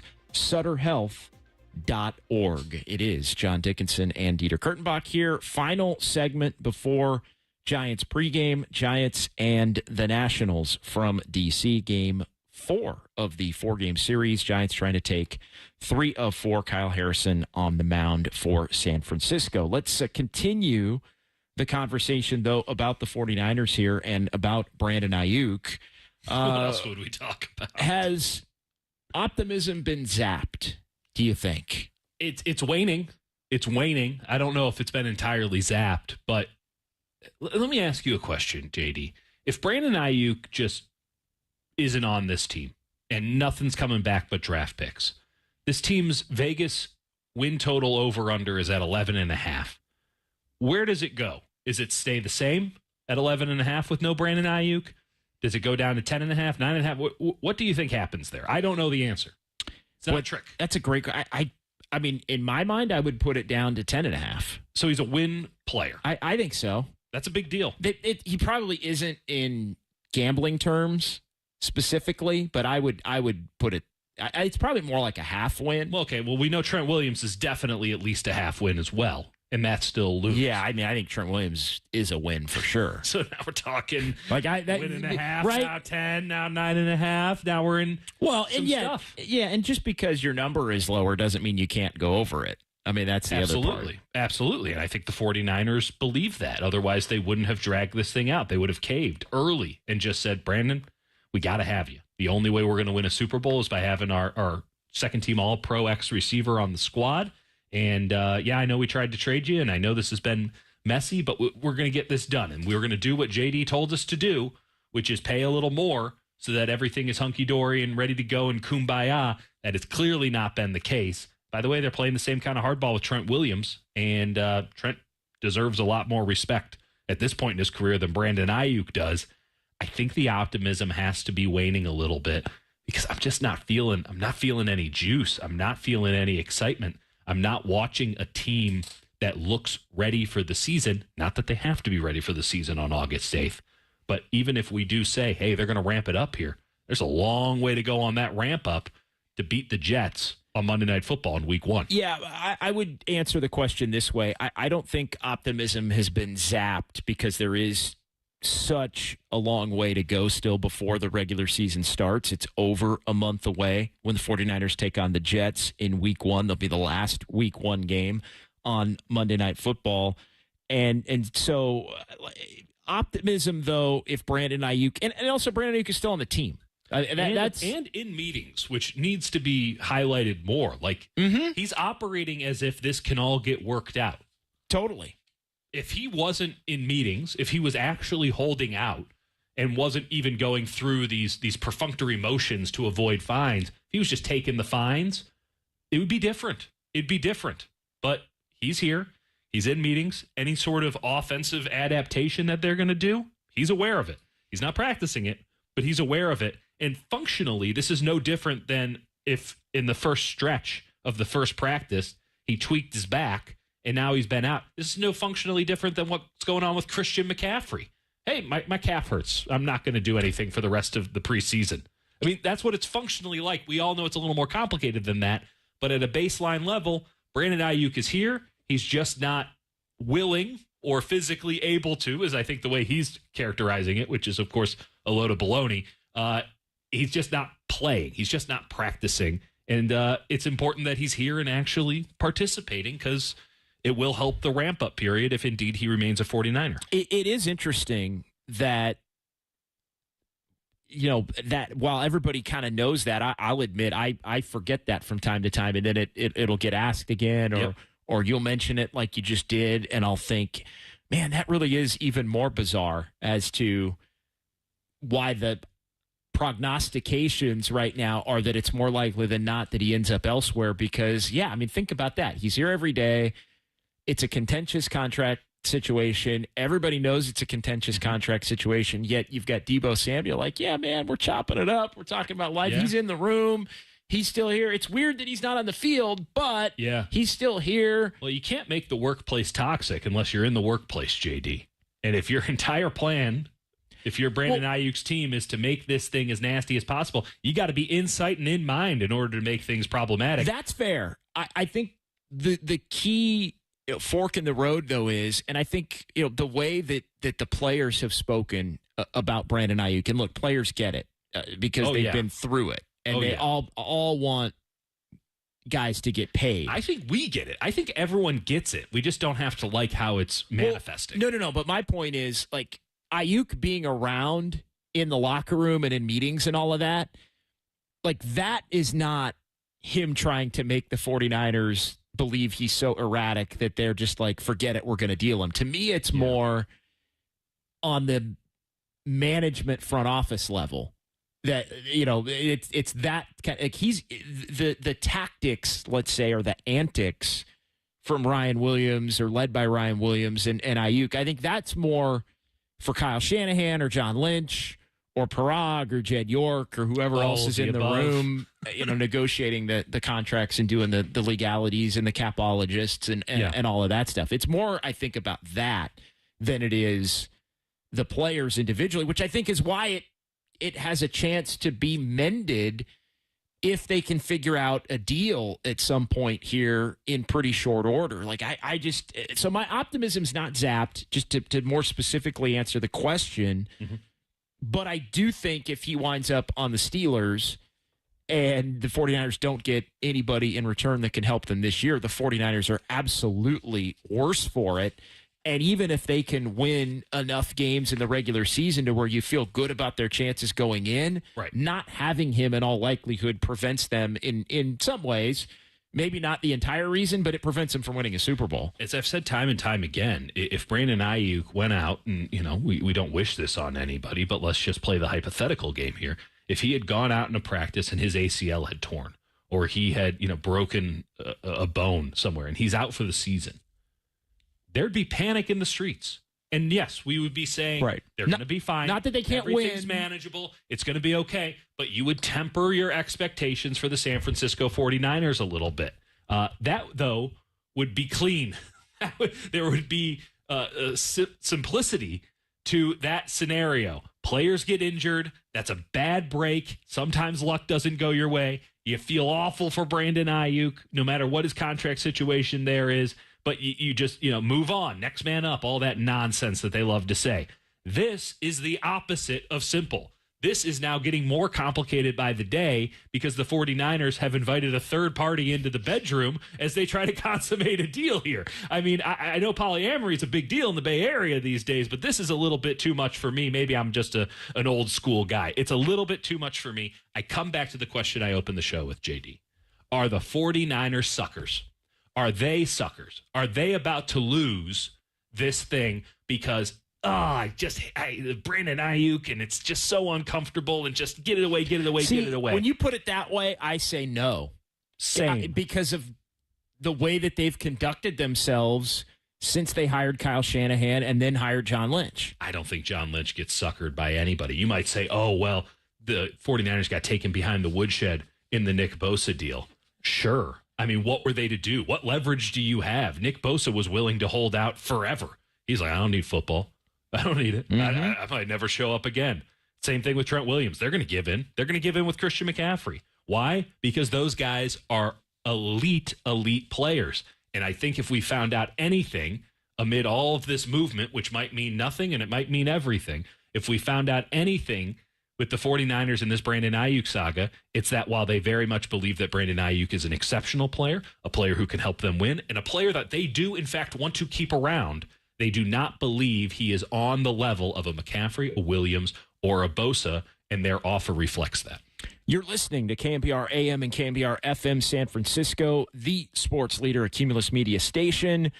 Hour number 3, but it's only about 4 more minutes here. I love that. We should do all of our hours like that. With John Dickinson and Dieter Kurtenbach. I'm getting paid for this hour. Why? Oh, yeah, without a doubt. Why? Because Giants baseball is coming up. We've got Giants pregame. 4 minutes from now, the Giants and the Washington Nationals. Weather permitting, scheduled start 9:05 a.m. Pacific time, as originally this was a 12:05 p.m. Pacific, 4:05 Eastern start. But there's a hurricane and some weather and some stuff going on. Do we have any updates from D.C. in D.C.? Is the tarp still on the field? Tarp was on the field at last check. Yeah, D.C. also let us know that it's humid in Washington, D.C. in the summer. So nothing gets past that guy. Well, I mean, again, we're in a fact-gathering business. So, I mean, sometimes you do have to state the obvious. Where's Cantori when you need him? Just some final thoughts here. We're going to be at practice. And again, if there is a rain delay, we'll be back. Maybe. In the 9 o'clock hour, if there's a rain delay. Yep. If not, join us on YouTube. So we hear.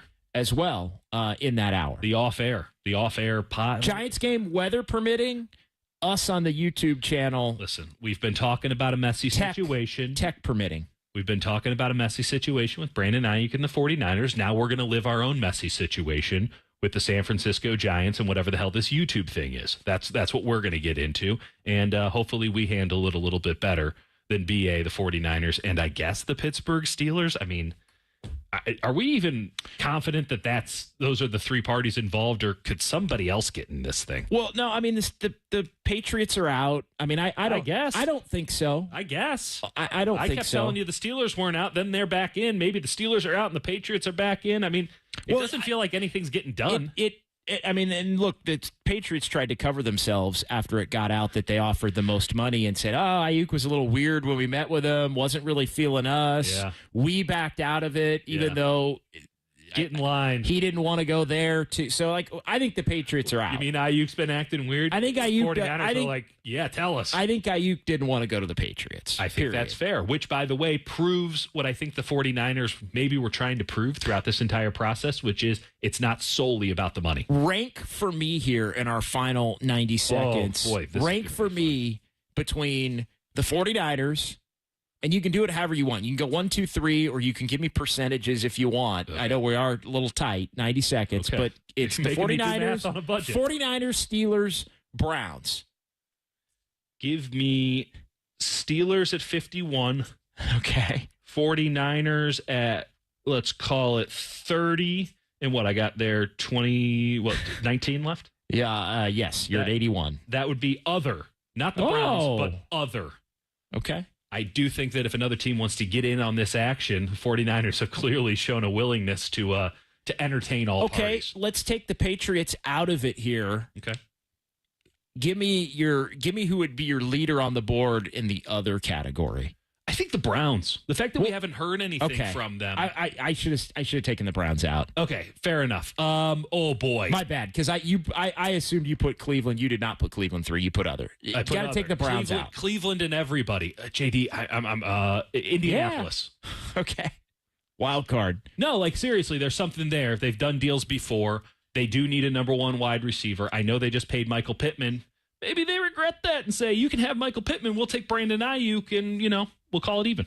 All right. For Dieter, I'm JD. Thanks to John Joe Curley and also to young Tony as well.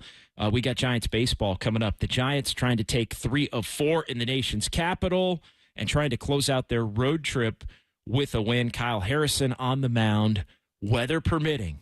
The Giants and the Nats from D.C. It's coming up right now on the Sports Leader.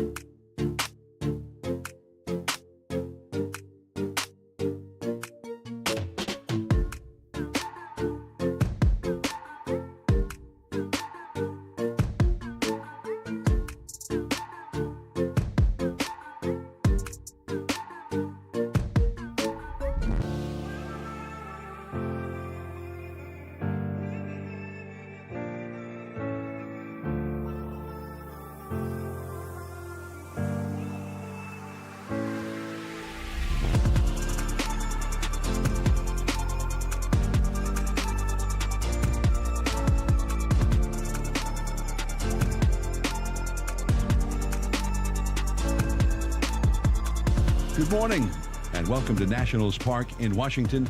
On a rainy day, we've had rain already, but the heavy rain is hopefully not coming until later. The Giants on getaway day, heading back to San Francisco right after the game. A chance to make it 3 out of 4. Kyle Harrison will be on the mound against a young lefty named Hers. I'm John Miller. Dave Fleming will be along, and a full pregame show is starting now.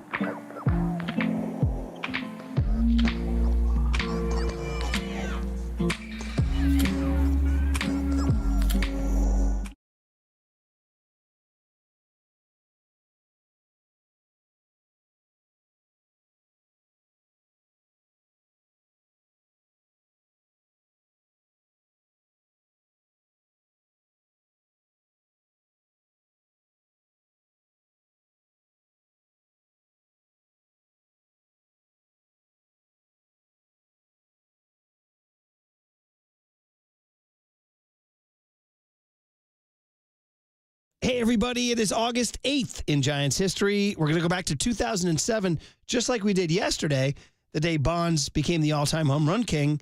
And guess what? He's going to add on a day later, 8/8/07. The Giants are once again taking on the Nationals at AT&T Park. And the game was scoreless in the bottom of the first. And with 2 outs and the bases empty, Washington starter Tim Redding walks Randy Wynn to bring up Bonds. Now, all the excitement and thrills and history of the day earlier, become the all-time home run king with number 756. You'd think he'd maybe be exhausted, maybe take a day off. Here we go. Barry Bonds getting right in the box. Bonds swings and he hammers one deep down the right field line toward the foul pole. It's a fair ball, and that one is whacked into McCovey Cove with number 757. 2-0 Giants. How about that? He's already putting distance between him and Hank Aaron a day later. Number 757.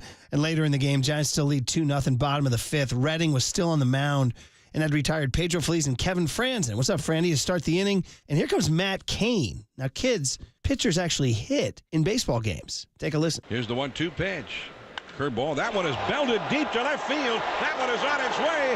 Goodbye. A home run for Matt Cain. Matt Cain almost ran right on by first base. He was on the foul side of the bag and all of a sudden had to stop. It looked like a cartoon character. Stop and then restarted, angling back to his left to get to the bag. And Matt Cain hits his first major league home run. Matt Cain could hit. He hit 7 home runs in the big leagues. It's pretty darn good. He also threw 6 strong innings on this day to pick up his 4th win of the season, and the Giants beat Washington 5-0. Both Bonds and Cain go deep on August 8, 2007, and this has been Brian Murphy with this date in Giants history.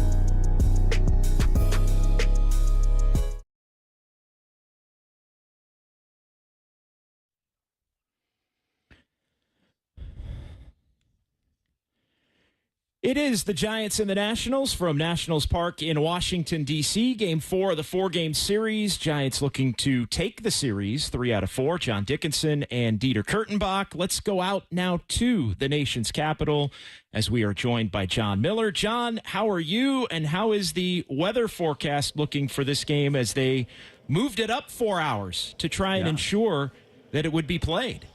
Well, I always get into the whole Washington thing. When I think of Washington, D.C., I always remember as a kid watching the network evening news, ABC Evening News or NBC Evening News and whatnot. And or they would always, on the news, have one of their, the White House correspondent or the Capitol correspondent who would always finish up their voicer with, from Washington, I'm, Britt Hume, NBC News. And so when I come here, I always kind of want to go into that mode of a Washington correspondent and always thinking, hey, maybe one of those network news bureaus will hear me and say, man, he'd probably be a really good reporter for us. And John Miller at the Capitol. NBC News. And anyway, so here I am, and you're asking me for the update. The grounds crew at Nationals Park, as we speak, has begun the process of removing the tarp from the field, which is a good sign. Now, this reporter has been told from sources in the Nationals organization that there is a window where we should be rain-free until at least 4 o'clock local time. From Nationals Park in Washington, our nation's capital, this is John Miller, NBC News.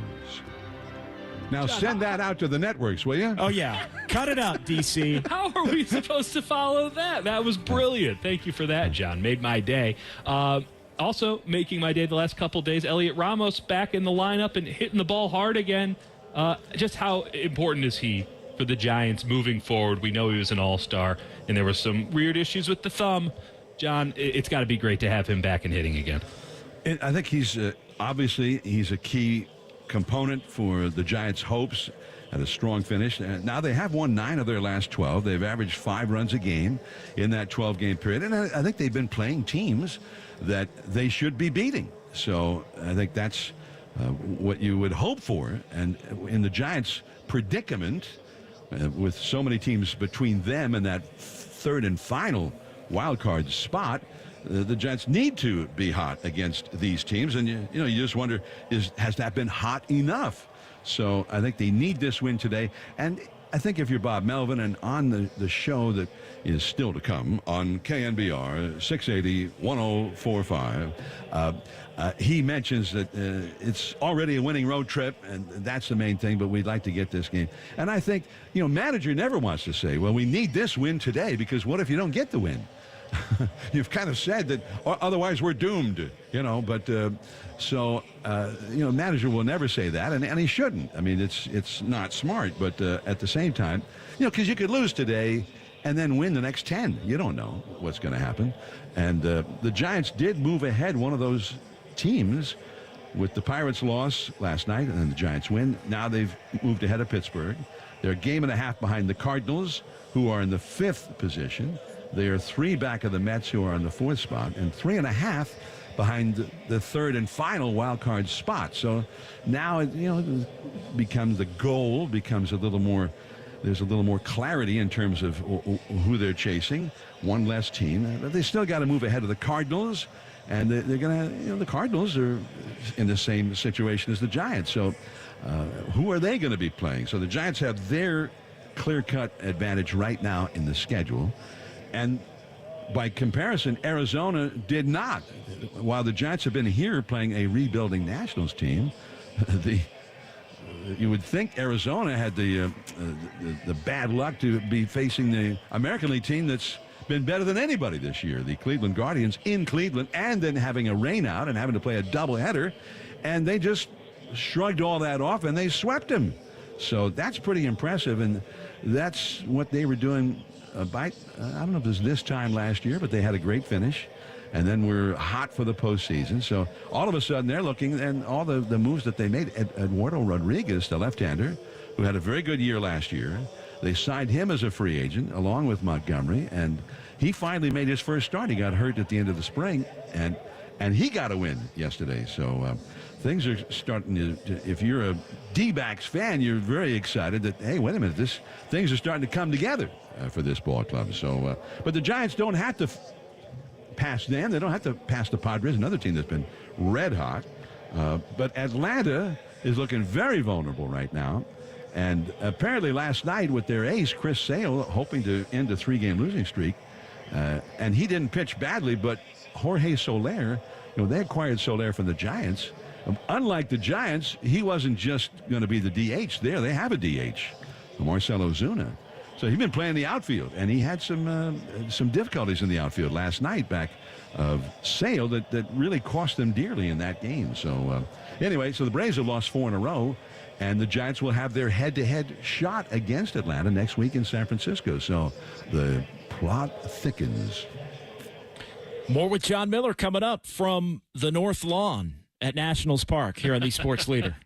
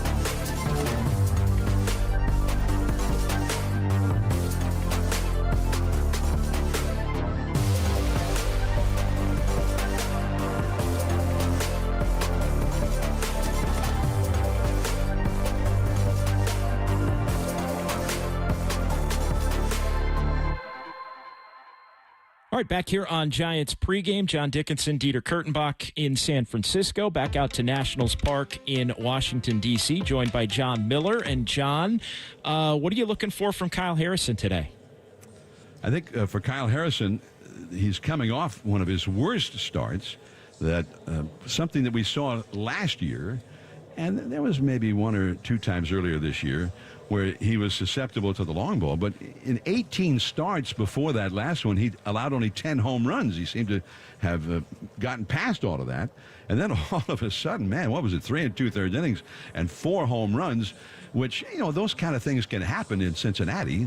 Not all of them would have been home runs in San Francisco, that's for sure. But I think we saw the radar gun readings with that fastball, sometimes 89, 90. And he just didn't have a good fastball going. So he needs that. He's got that high spin rate. That high fastball is a swing and a miss kind of a pitch most of the time. And so we'll see where he is right now. He's sort of in uncharted territory because he's pitched more innings than he's pitched in years past. It's hot, humid weather back here. It was in Cincinnati as well, where it's one of those places. It's the dog days, and it was stinking hot out there. And he's from the Bay Area. When you grow up in the Bay Area, you don't know how to handle stuff like that. I lived back here for years, and did the Baltimore games. And before that in Boston, where it can also get hot and humid this time of year. And I never got used to it, regardless of how many years I lived here. So I think those Bay Area guys, that's not a place to thrive. Tim Lincecum, I always remember Tim Lincecum coming here to Washington in the middle of the summer. And that was just a nightmare for Timmy. So he wilted, and big time. So anyway, so we'll see. I think one thing we have seen, he's got that mental toughness. And we will see the best that he's got to offer here today. John, have a great call. We will send that tape to the networks, and you may have a bright broadcasting future ahead of you, sir. Now let's go back to the NBC studios. John Miller in our nation's capital reporting. Good night. Pre-game. Have a happy tomorrow. Pre-game Diamond Notes coming up next right here. KNBR 104.5 and 680, the sports leader.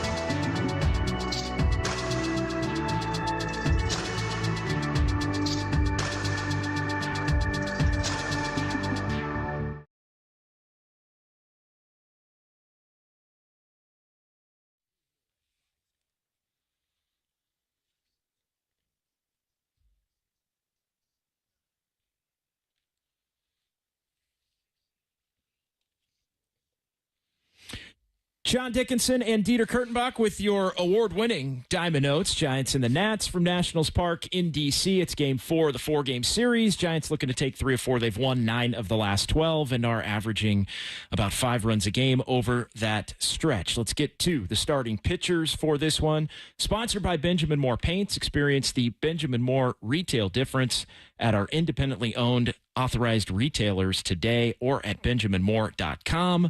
Dieter, it's Kyle Harrison against DJ Hers. Hers has this Vulcan changeup. That's his ideal pitch. And 59 strikeouts in 46 innings for DJ Hers, the 23-year-old southpaw, 2 games over 10 strikeouts. Kyle Harrison, we all know what happened the last time around. Farhan Zaidi's on the record saying this is the best rotation in baseball. Kyle Harrison has to show that Farhan Zaidi, at least for one day, was correct today. Yeah, and Harrison trying to bounce back off of the rough one in Cincinnati. Who's hot? Sponsored by Valley Heating, Cooling, Electrical, and Solar, locally and family owned for 62 years. Over the last 14 games, Matt Chapman hot, hitting .377 with 5 doubles, 6 homers, 13 driven in, 13 runs scored, 8 walks, an OPS of 1.27. He's also reached base safely in 13 of 14 games. That's pretty good. So I hear, and I've long said that Matt Chapman has the ability to win an MVP. It's not going to happen this year. You got Shohei Ohtani. You got some fine players in the National League. But look who's third in the National League in WAR, wins above replacement. Matt Chapman. Nice to see a San Francisco Giant high on that list. Chapman hot, hitting the lumber, though. Sponsored by Dolan's Lumber Doors and Windows, the number one choice for Bay Area building industry professionals and homeowners since 1965. Visit dolanlumber.com. Michael Conforto on this trip, driving in another run in yesterday's win and over his last 9 games, 11 for 28 with 5 doubles, a couple of home runs, and 7 driven in. The Giants finding some offense in some smaller parks. And there's no fluke with any of these Michael Conforto hits or home runs. On this road trip, he has 10 batted balls above 100 miles per hour off the bat. That is smoked, whether you're in the Great American Small Park or whether you're playing at Oracle Park, and it bodes very well for the Giants. Michael Conforto squaring it up. Keys to this one, keys to the game, brought to you by Stevens Creek Infinity, where luxury is affordable. Visit StevensCreekInfinity.com for obtainable luxury without the high price tags. Kyle Harrison establishing the fastball early is what I'm rolling with, holding opponents to a .236 average with 64 strikeouts against his fastball, but he's got to locate it. I'm fascinated to see what Harrison does. They've been mixing up the picks here a little bit. Not surprising, young pitcher deep into a season. The book's been out on him for quite a while now, and the fastball hasn't played up the way that it used to. Kyle Harrison needs to pitch more than he throws today if the Giants want to get a win. More award-winning Diamond Notes coming up right here on the Sports Leader.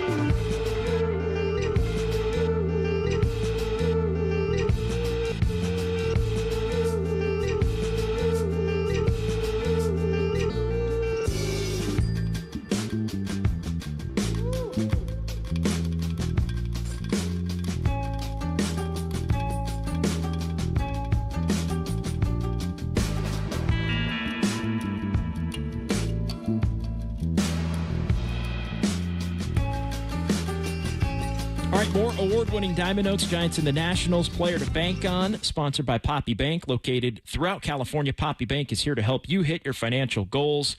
Member FDIC, equal housing lender. Elliot Ramos homered again last night and is homered in back-to-back games after missing 2 games with right thumb soreness. On to our X Factor, sponsored by Casino Matrix. Casino Matrix, progressive jackpots are here. Where are you? Just drop in 1-800-GAMBLER. Mike Yastrzemski batting .329 with 11 extra base hits and 9 RBI in his last 22 games. He has 9 triples on the season. That's second in the NL behind Arizona's Corbin Carroll, who has 10. Yeah, in our final minute or so here, the out-of-town scoreboard. Let's go places with the Toyota out-of-town scoreboard, and many games because there are so many teams in the race. But will they be played, JD? But will they be played? We shall see due to the weather on the East Coast.